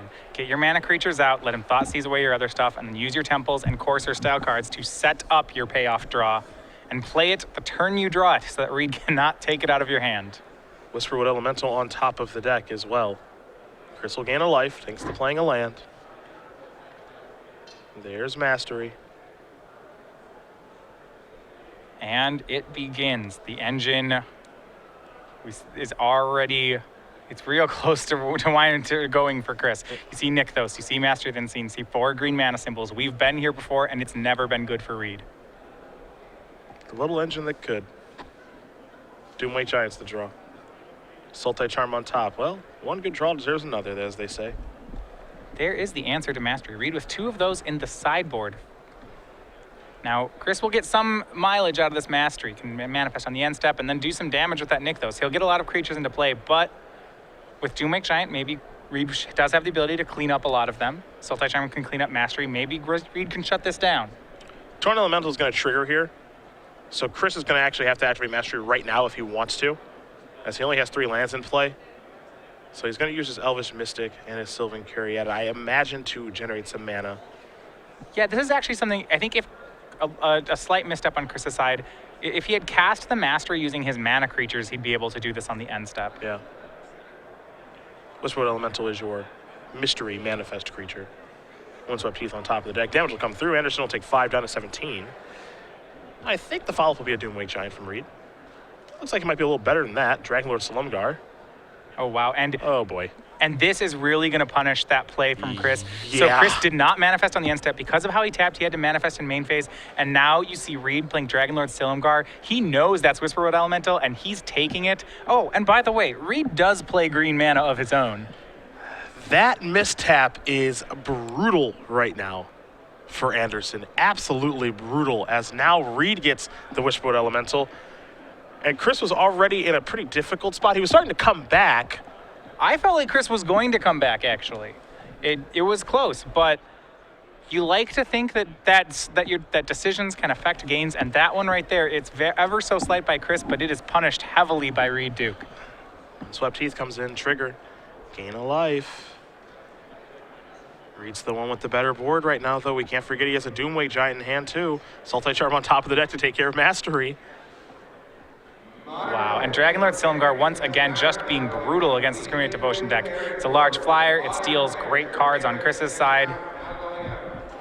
He's gonna have to manifest his way out of it, but he only has one turn of that. The Sultai Charm is waiting in the wings. Looks like we're gonna get potentially a Nykthos activation, adding 4 green at this point. And he's gonna use his Elvish Mystic to do it, which I like because Torrent Elemental's in play and Doomwake Giant isn't in hand. So yeah, that guy's pretty not smart. long for this game. Yeah, pretty smart to do it that way. Mastery Unseen on top of the deck. Maybe that'll allow Chris to keep fighting in this. Well, he's so far behind, he's going to take a ton of damage. Torrent Elemental allows for no blocks, and there's 10 power on Reid's side. But if Chris is going to come back, having multiple copies of Mastery the Unseen does have the ability to create enough life gain for Chris to not care. There's Manifest number 2.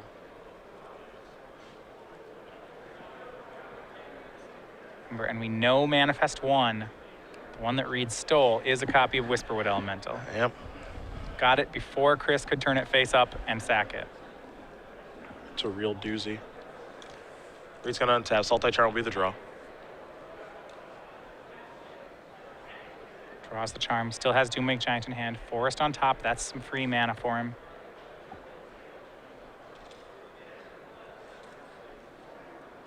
What to do if you're the Duke? Have a Doomwake Giant and a Sultai Charm in hand? I think this is the easy part. Take the Forest, take it off the top of your deck, put it into play, reveal Murderous Cut. This is getting tough for Chris. Well, between the Doomwake Giant, flipping up Whisperwood Elemental, and Sultai Charm, Reid only has enough mana to do one of them. He has 7.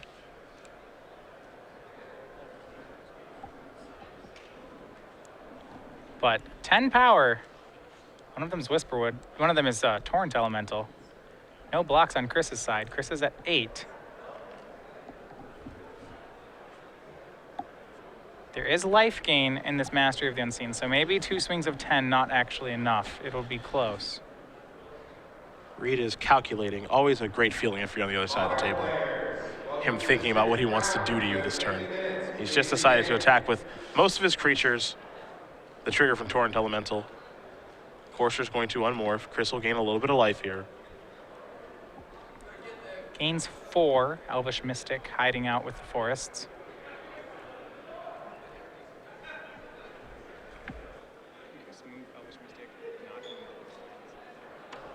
And there's Doomwake Giant.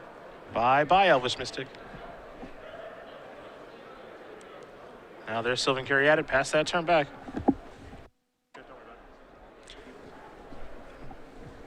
And Reid deciding to let Chris have one more turn with that Master of the Unseen. Suppose Chris already will have a replacement one, so instead he goes with Doomwake to take care of Elvish Mystic and plays a Caryatid. At this point, it's not really a Mastery game. Chris doesn't have really the mana to be able to really go crazy, it seems. And it also seems like Reid just kind of has it checked with the board that he has. Yeah, Chris has a lot of mana, but Reid has a lot of damage. Yeah, it's not an overwhelming amount. You know, he doesn't have the engine online like we've seen in previous games with Voyaging Satyr, multiple Nykthoses, just kind of going crazy. It's rather modest for what this deck can do. And right now, it being modest is just not going to be great. And now, I don't think Reid can ignore the engine entirely because of the fact that it's 2 masteries.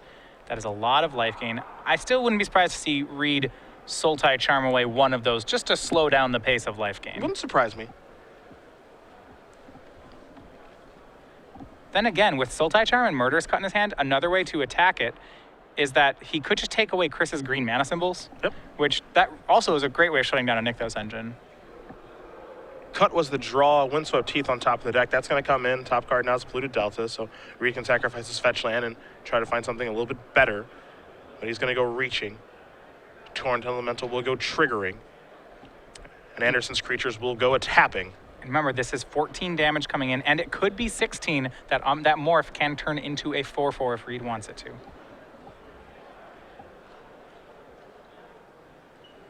Chris will do some things before blockers here because, well, he has to.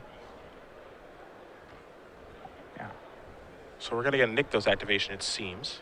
Well, yeah, he needs to. This is a lethal attack right now. So Chris is going to have to manifest that Deathmist Raptor and flip it up if he wants to survive through. That would gain him 4 life.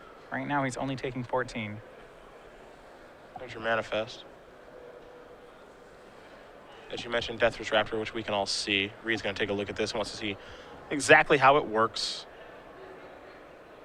Yeah, he may want to kill spell some things in response.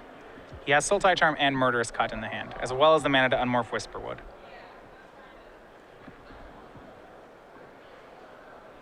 Reid's got some options here, so you see he's doing a little bit of counting, doing a little bit of math, wants to make sure he doesn't make a mistake here because he's in an overwhelming position, I think, right now. It's just very important when you're in a spot like this as a player. Don't let this one slip away. And it certainly is the kind of thing where it could. Once this engine gets going for Chris, it will overpower Reid's board eventually. Top card of the deck, Deathmist Raptor again.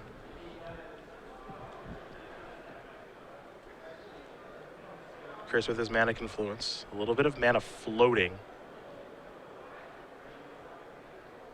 Has 2 mana up. And he can unmorph this bad boy. He'll pay to unmorph it, using mana confluence down to 13, but this looks to gain him 8. Now, if Reid wants to kill things, he could make that as little as 4. Yep. Standard open copy. Competitors, please return to the feature match area. It looks like he's moving that direction. Competitors, please return to the feature match area now. Thank you. See him reaching for mana to be able to cast Sultai Charm. I think Chris knows something's going to die. He's just wondering what it's going to be. It'll be Deathmist Raptor. Reid does not want any blocks here. Yeah. So now we'll see if he lets the life gain triggers resolve. No, not yet. Going to sacrifice Windswept Teeth. Has a Courser in play, so he'll lose 1 and then gain 1 back, and we'll see the top card of his deck. There is a Forest. Still 2 Mastery of the Unseen triggers on the stack. Yep. Attempting to gain life. And the Deathmist Raptor is not long for the graveyard, as Chris has another one on top of his deck. Doesn't stay there for long in Chris's deck. Top card, another copy of Murderous Cut. Reid has one in his hand that it looks like he's going to be casting, and he will. So there's your cuts. Remove the graveyard, take care of a Courser. Now you let these Mastery triggers resolve. Instead of gaining 8 life, it's 4. Unmorph. And sack for 4, 8, 9, 10, 11, 12, 13, 14, 15, 16. Put Chris to 1. Yep. Oh, Reid gets the manifest. How lucky. Yeah, he'll manifest Murderous Cut. So Chris down to 1. Deathmist Raptor the draw. He may manifest here in his upkeep. We'll see. Well, I don't think a Deathmist Raptor draw saves him. And I'm not sure any draw saves him, but if Deathmist doesn't, he needs to manifest it and hope he draws something else. Though, I'm not sure what something else looks like. Yeah, I'm not sure something else exists in this situation. Additionally, the Windswept Teeth, which typically you see players with Courser sacrifice that to see a new card, but you have to pay a life first. Right. And then you gain a life. He doesn't have a life to pay. Well, I guess he does. But he doesn't want to pay it. Yeah, and Mana Confluence does not count as a land here either. That's another one thing that you really can't do at 1 life. This is what we like to call the squeeze. A real bottleneck here for Andersen. All right. So he manifests away the Deathmist Raptor. Let's see what his draw gets to be. A copy of Nykthos. Okay. Well, Chris believes, given the way that he's playing, you can see his body language, that he has some sort of out here. He'll play Nykthos, lose his Nykthos. Goes to 2. Now he can use Confluence again if he needs to. Same thing beside Windswept Teeth. Or Windswept, but not both. Just True. one of them. Well, if he sacks Windswept Teeth, down to 1, up to 2.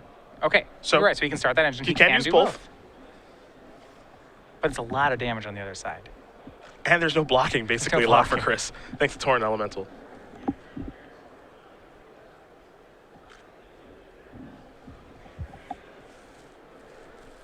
He's trying to figure out some way,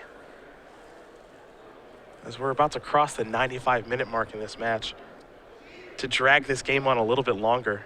Reid trying to force a game 5. Top 4 here.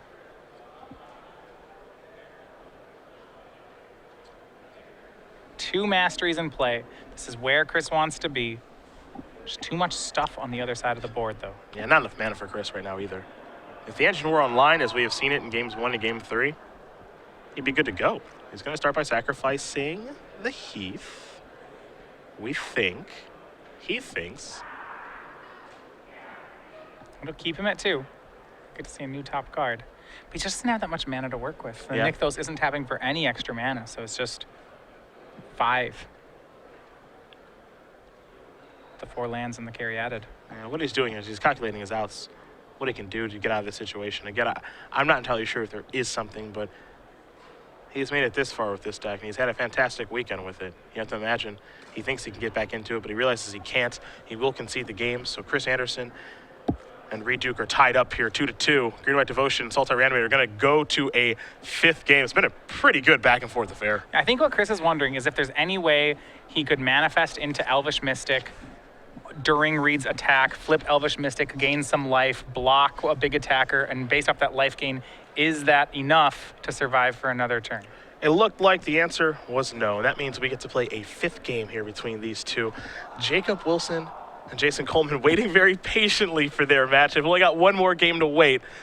These have been fun. You can see the smile on Reid's face. Reid loves to compete, and he is 1 game away from moving on to the finals of yet another invitational. We've seen him win one in Los Angeles a couple of years ago. We saw him in the finals of Season 3 last year before being dispatched by Tom Ross. See if he can get by Chris Andersen, or if Chris can pull the upset here and move on to the finals. I mean, think about the dominant player that Reid has been here. Top 4 finished at the Players' Championship. He has now top 8'd 4 of the last 5 invitationals, including an appearance in the finals. He does okay. That is unbelievable. He does okay. Reid's like pretty good, I guess. You know, Reid, as I said before, has consistently been one of our top players on the Open Series. Just as far as when you watch him in game, you feel like he is oftentimes just in a league of his own. And I am excited now on our, before to foreshadow to our next match, we do have a great matchup. One of the other great players in Magic right now, however, still in the tournament, Jacob Wilson left over. We could have quite the showdown in the finals. Yeah, we could. And that would be, boy, that would be awesome. Obsidian Control versus Sultai Reanimator, and those two guys with their Pro Tour top 8s and their resumes, that could be an absolute blast. Game number 5 going to be underway here in just a moment. While we do wait, we will talk about Cardboard Crack one last time this weekend. 4 great books available at StarCityGames.com. $12.99 each. We only had 3, but you guys liked them so much that a 4th one came down the pipeline. Leads me to believe that there's probably a 5th or a 6th on the way. You can find these at StarCityGames.com/cardboardcrack. And if you don't, you should be following him on Twitter. You can also find him in the Star City Games newsletter. StarCityGames.com/cardboardcrack for more information. We turn our attention back to game number 5. Chris Andersen, Reid Duke. One of these players moving on to the finals to play against either Jacob Wilson or Jason Coleman. Stay tuned for that match. That comes up right after this one. However, this one has been a lot of fun to watch. We knew it would be long, a grindy affair. It seems as though the longer the games go, the better it is for Chris Andersen, but Reid does have just enough interaction to be able to win a longer game, as we saw in that last game.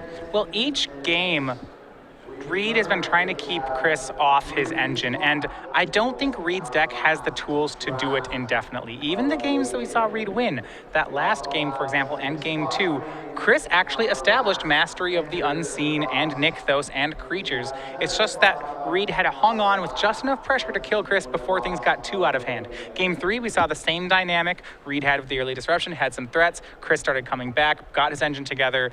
And in that time, though, it was good enough that Chris was able to turn the corner. So the question is, will Reid be able to win before Chris starts gaining too much life?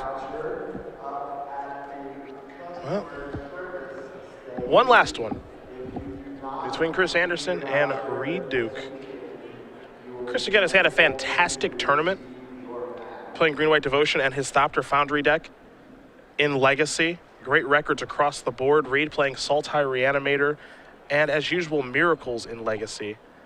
He loves a Miracles deck, I tell you, and he is one of the very best at playing it, too. No surprise to see the two decks that Reid's playing. If you know Chris, not much of a surprise to see the decks he's playing here as well. But only one can move on.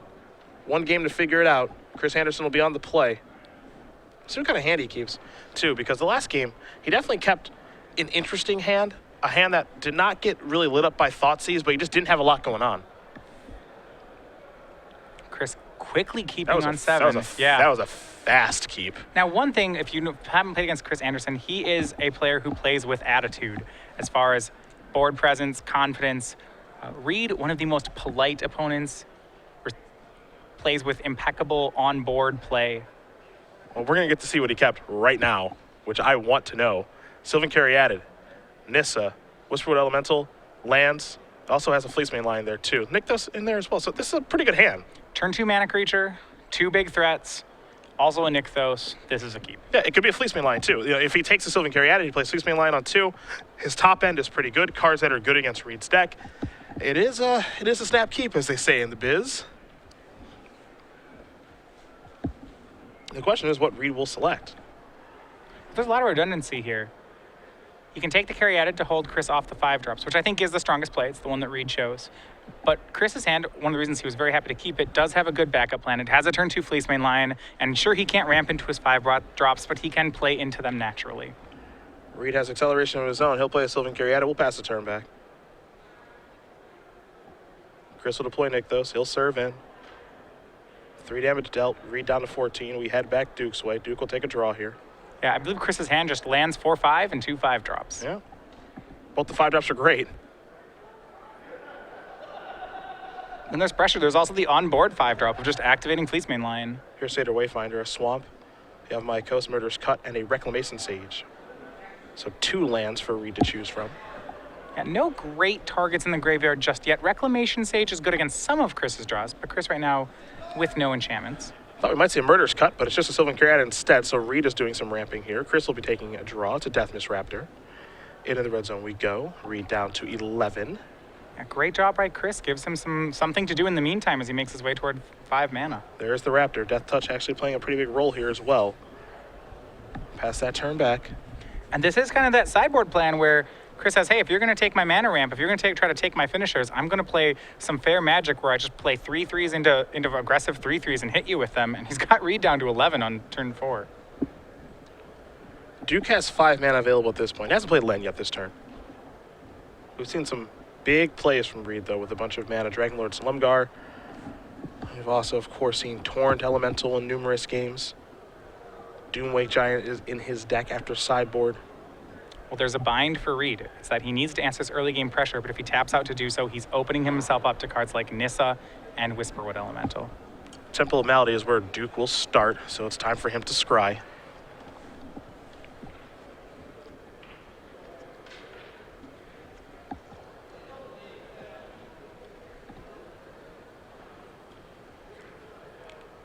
Top card is moving to... might be the bottom. Feels like the bottom. But Reid a little unsure. It is the bottom.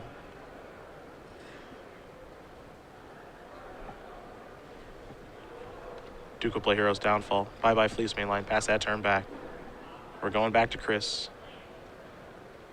Courser the draw. Yeah, and that is a win for Chris if the Reid is having to spend Hero's Downfalls on cards like Fleecemane line. I'm curious what Chris is going to cast this turn. Remember, Reid has boarded in a card like Disdainful Stroke. He only has 1 in his sideboard. But if he has it right now, that's the kind of play he needs to be able to cast 2 kill spells at the same time. See, if Chris plays Whisperwood Elemental right now, Reid has the mana available to Murderous Cut, obviously. If he plays Nissa, it's not the most attractive play in the world, obviously. You don't get to just make a 5/5 and rock and roll. But Reid wouldn't have the mana. We can't cut that sort of card, obviously. Now, it looks like he has a stroke, so it doesn't matter. Whatever Chris was going to cast was going to get countered that turn. This is what Reid wanted to have happen. Disdainful Stroke there. Now, interestingly, if Reid also has the Murderous Cut, he chose to Disdainful Stroke the Whisperwood Elemental as opposed to Murderous Cutting it. Which, the Disdainful Stroke holds a lot of value against a card like Nissa. And I apologize, Chris's draw last turn was actually Dromoka's Command, not Corsair Grufix. So those are the two cards left in his hand, Dromoka's Command and Nissa World Waker. Duke knows about Nissa, does not know about the command. Well, he knows now. And this, now it's telling, this is why the Disdainful Stroke was used. Here's Thoughtseize from Reid Duke. Yep. He knows those two cards. Now he gets to pick one of them. And just gets to pick Chris's hand apart. You see, look in the graveyard for Reid. He has done his great control deck impersonation. Thoughtseize, another Thoughtseize, a Disdainful Stroke, a Hero's Downfall. This is what he wants to be doing. Now, the question will be, now that Reid has stopped Chris, Reid is going to be at 6. Can he win the game? Yep. And Deathness Raptor is going to keep trucking in. Yeah, I mean, in a 6, this is a 2-turn clock. I mean, Reid, he has cards like Satyr Wayfinder. You can chump it for a while. Deathness won't be enough by itself, but he's going to swing in, and that can only mean one card if Satyr Wayfinder is attacking, and this is the one. Yeah, I wouldn't feel great if my opponent says you can keep your Nissa. That is not something that would make me feel very good about how the game is going. And then he attacks. Once you attack with Satyr Wayfinder, that's clear. It's like, oh, this Wayfinder's gone. This is Sidisi. Time to tutor. Reid's going to go through his deck, take a card, and given that the old Sidisi has 6 toughness, Nissa has suddenly become fairly irrelevant. Yeah, I mean, the reason he leaves him with Nissa is that Chris simply can't protect the Nissa. The Sidisi can attack it down. Yeah, and the 4/4s that Nissa makes don't matter very much. Now, a timely draw there from Andersen as a Mastery of the Unseen, but he does not really have much of an engine going No, right he has now. the Nykthos in play, and he has a white mana, so he can use it, but it's pretty fair. He's just going to be paying 4 mana for 2/2s. And Sidisi may just be carrying Reid into the finals. So much value in that card. The 4/6 body. Not to mention, we don't know what it is that Reid has got just yet. The Raptor came in, the Sidisi traded with it. Now here's Master of the Unseen. Andersen will pass the turn back. Really brave play here by Chris. So there was no attackers on Reid's side of the board. It looks like a safe board for Nissa, but what Chris decides to go with is he says, hey, if Reid tutored for any card, maybe this Mastery is just the better play. Yeah, for example, if Reid had tutored for Dragonlord Salumgar there, Exactly. then, you know, it's horrible news. It's a different Slumgar that showed up. The original in the Drifting Death, a 3/7. Yet again, Nissa looking rather foolish with its 4/4s, thanks to the 7 toughness here. Yeah, well, last turn, Chris was willing to play around Dragonlord Silumgar. Is he willing to do it again? It seems pretty reasonable. The Dragonlord has been the best card in both the games Reid has won. You would think that's the card Reid tutored for. Well, now it's time for Chris to get to work with Master of the Unseen. In the meantime, Reid is going to start getting to work. He will start with a Satyr Wayfinder. Take a look at the top 4 cards. A Swamp, an Opulent Palace, a Whip of Erebos, and a Yavimaya Coast are the cards that have been revealed. Reid will take one of those with him.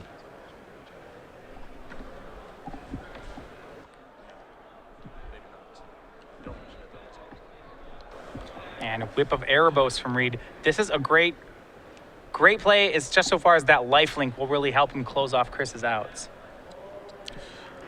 This is going to be pretty tough here for Andersen. He's going to activate Mastery. It's the card that has helped him win both games. So we'll see if it can do it yet again. We've seen these games before. Reid disrupts Chris to the point where he stabilizes, and then Chris starts pulling his way back in with Mastery of the Unseen. Game 3, Chris was able to do it. Game 4, he was not.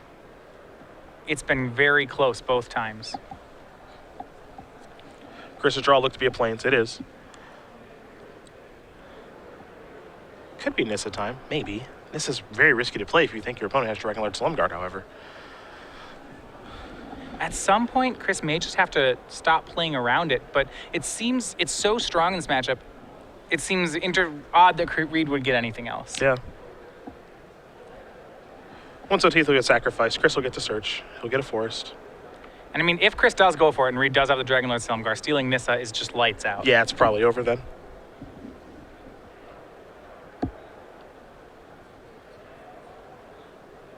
I think Chris knows that. Just not going to play the Planeswalker. I mean, we'll see. Nissa's interesting in this situation because he can play Nissa with 4 Forest and let's say a Nykthos, and then use the untap ability to be able to activate Master of the Unseen again. He's got a Planeswalker with counters on it that won't die to Slumgar immediately, and then Mastery activation. So it's at least it's a play he can make. Yeah, it won't eat his turn. The question is whether or not he can afford Reid having a Nissa in play. He's set aside 5 mana. I think that this is something that he is considering doing. Well, question for Chris is, can you beat, if it is Dragonlord Slumgar, can you beat it? And if we just play this game where Chris's other option is to not play his Planeswalker, continue to activate Mastery, and hope to win that way, and is that reasonable? Against Whip of Erebos, it doesn't seem so. Especially not when you consider that Reid has some good options for that. I believe he gets to Reclamation Sage out of the yard. All right, well, there's your Morph. And a Death Misraptor. He's built a board back. And now he gets the trigger. It's not a bad turn. Go back to Reid. A lot of power in play for Chris. But yeah, if you remember that very early Seder Wayfinders we dig through here, there's that Reclamation Sage hiding in the graveyard. Yep.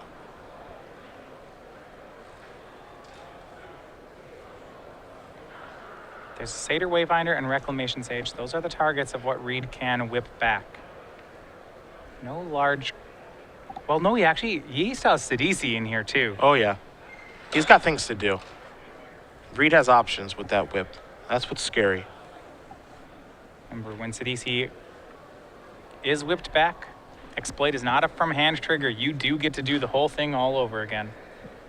Interesting play on Chris's turn, too, because he had the opportunity there to, because he has 4 Forest in play, he could have played Nissa, untapped 4 Forest, unmorphed Whisperwood Elemental. It's almost like Whisperwood Elemental, the Nissa would have been free in combination with unmorphing Whisperwood Elemental. I'm not sure what his plan is for with this Nissa just yet. It seems like his plan is to just not cast it. Yeah, if he is that scared of Dragonlord Slumgar, then it's basically just off the table. It's completely understandable then. Sidisi's going to come in, exploit, sacrifice that Seder Wayfinder. Time for Reid to tutor again. This card has been winning Reid his matches, and nothing short of it. Card's awesome. It's really good.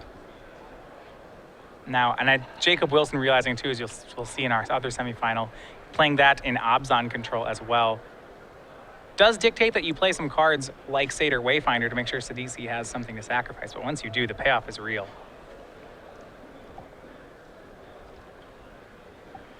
So the Duke has taken a card out of his deck, added it to his hand. He'll shuffle and present to Chris in just a moment here. Chris, again, it's slipping away from him. Reid has the lower life total, but he has essentially stabilized. Now he's coming in with both creatures. Again, remember that Sidisi is going to leave at the end of the turn because it was whipped back.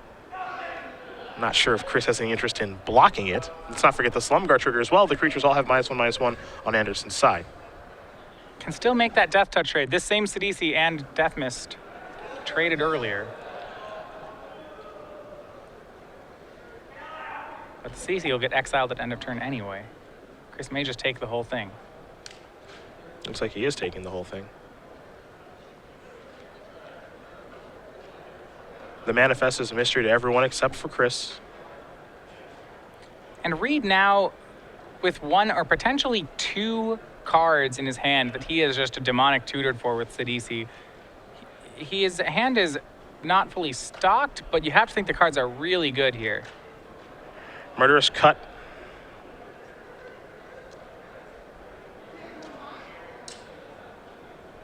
Bye-bye Whisperwood.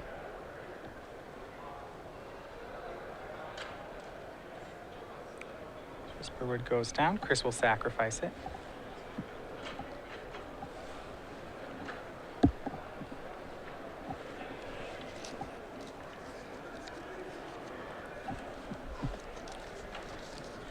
And see what Chris is going to do. Yeah.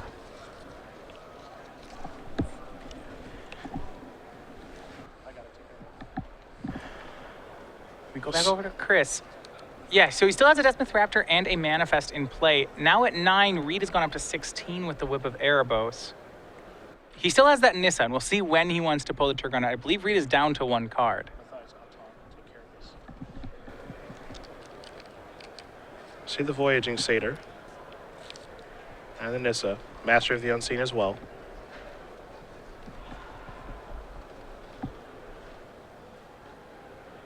Again, the Manifest is the mystery. And Chris in a pretty difficult spot. The other thing, too, is just him having to guess what Reid has searched for. His best guess so far is that there's a Dragonlord Silumgar over there for Nissa, which is why he hasn't cast it. The other tutor effect from Sidisi, well, who knows? Well, that's certainly been in line with how Chris has been playing the game. He's been playing around Dragonlord Silumgar as best as he can. The question will be whether or not Reid has forced him into a spot where he has to let go of that assumption. If he can't beat the 3-5, he's going to have to play like it's not there.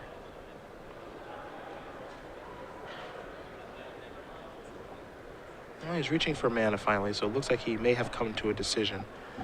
What that decision is something we'll find out momentarily. Mastery has been so good for Chris this entire tournament. See if he can save him again. Let's see here, looks like he's going to go for the Nissa, and his expression is, I don't think he likes that he has been forced into this line. I don't think he likes it either. He has low expectation, but this is how he wins. It has to be that he plays Nissa and that Reid just didn't get Dragonlord Silumgar. What resolves? Starts on 3. Can only go up. So up it will go. He'll untap 4 forests.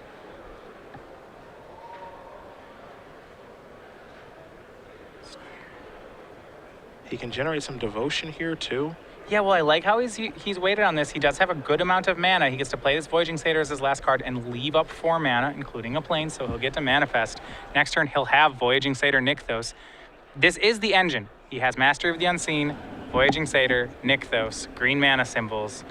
This is where Chris wants to be, but Reid has searched for a lot of cards with Sidisi. He's tutored twice. Deathness Raptor gonna come across. Duke's gonna go down to 13.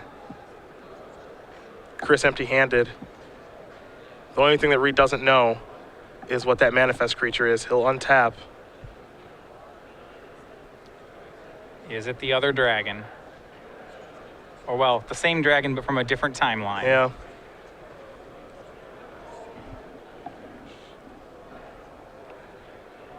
He will start with Satyr Wayfinder. Thoughtseize, Opulent Palace, Satyr Wayfinder, Murderous Cut. Palace goes to the grip, rest go to the graveyard. Activate. It's not going to be Dragonlord right now. It will be time to get that Reclamation Sage, though. Chris gonna activate Nykthos here. Mastery.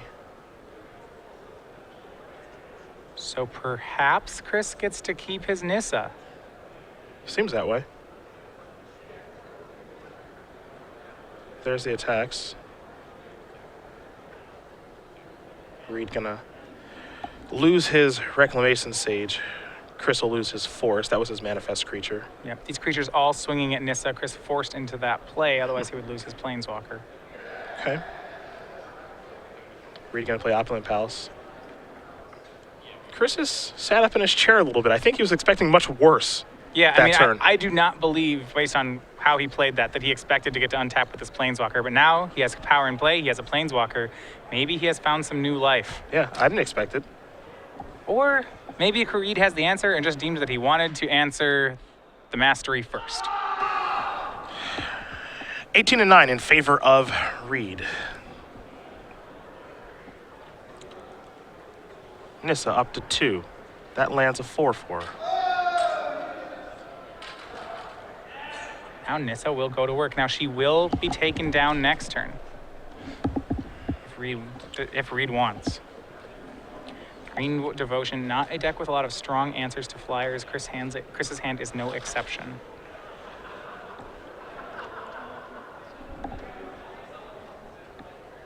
So that force is a 4/4. The Manifest creature is a mystery. Deathness Raptor and Voyaging Satyr out there. The Manifest Maker and Master of the Unseen got killed last turn. Reid doing a great job of kind of deciding what's important here. Even allowing Chris to have a free 4/4 off that Nissa, it's unclear whether or not Chris is ahead in this race. The whip giving everything lifelink certainly pushes things toward Reid. Reid going to do some blocking here. Looks like Caryatid in front of the Manifest. We'll see if it is a creature. This is something real. It is Okay. Real enough. Yeah, you see Chris actually paying the full 5 to Megamorph it. Yep. Deathmiss Raptor. So it's going to become a 4/4 now. It gets the counter thanks to Megamorph. Wasn't a Whisperwood Elemental. That would have been. When he first maybe a reached for touch 5 better. mana, that's like, oh man, if this is a Whisperwood Elemental, that's a great line for Chris. That's what I was thinking too. Still not a terrible turn. 8 damage pushed in by Chris. Put Reid down to 10. There's 12 power in play. And Reid does not have any huge threats in his graveyard. He has another Satyr Wayfinder. But Reid's the one with all the cards in hand. Well, and that's really the question, right? Reid has been searching up cards. He hasn't had to reveal them. He's never run out of cards this game. What weapons has he found and just not used yet?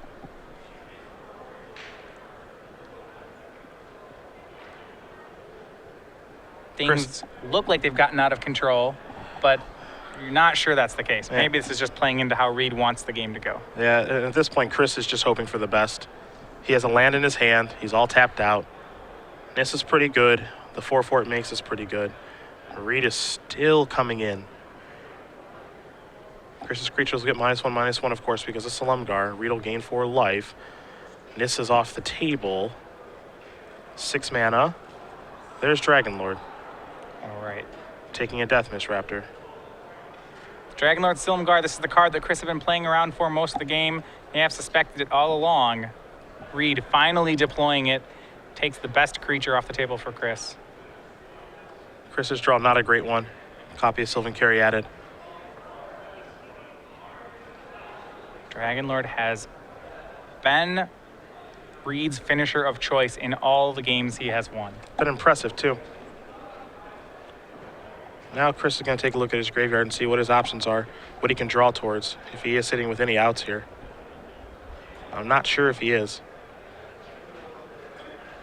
Upaverbos has made things very difficult in this race. Remember, this is a game where Chris got off to a pretty aggressive start with Fleece Mainline. Yeah, he had the turn 2 Fleece Mainline into Deathmist Raptor, had a pair of 5-drops. It was a great start. And once again, it just seems like the card that mattered for Reid was just Sidisi. Yep. Sidisi able to block Chris's threat, trade with it, on top of that get a card like one of the Silumgars to help Reid close out the game. No real good attacks there from Andersen this turn. Duke's going to activate his whip. Maybe.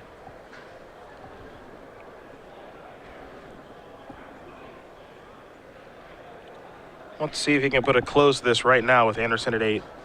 Well, Reid has 6 power in the air right now, and so he has a 2-turn clock pretty guaranteed. Sure, the Wayfinder will let him turn over a couple of cards. Chris spent his last turn just not attacking at all. There's some safety that Reid could make a very light swing in the air, present lethal next turn, and then make the attack then. Chris didn't have a good attack last turn, has no cards. Reid doesn't have too much to fear on this next one.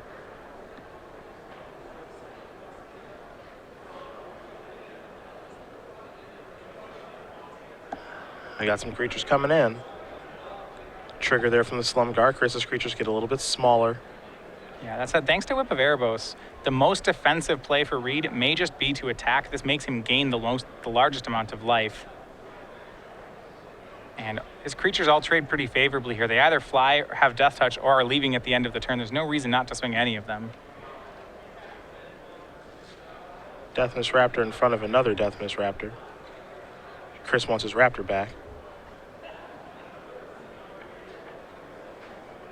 And it looks like 6 damage will come through. Let's make it 7, actually. Maybe we'll get a total life total here in just a moment, but Reid's going to gain a bunch of life. And you've mentioned it multiple times, and it still rings true.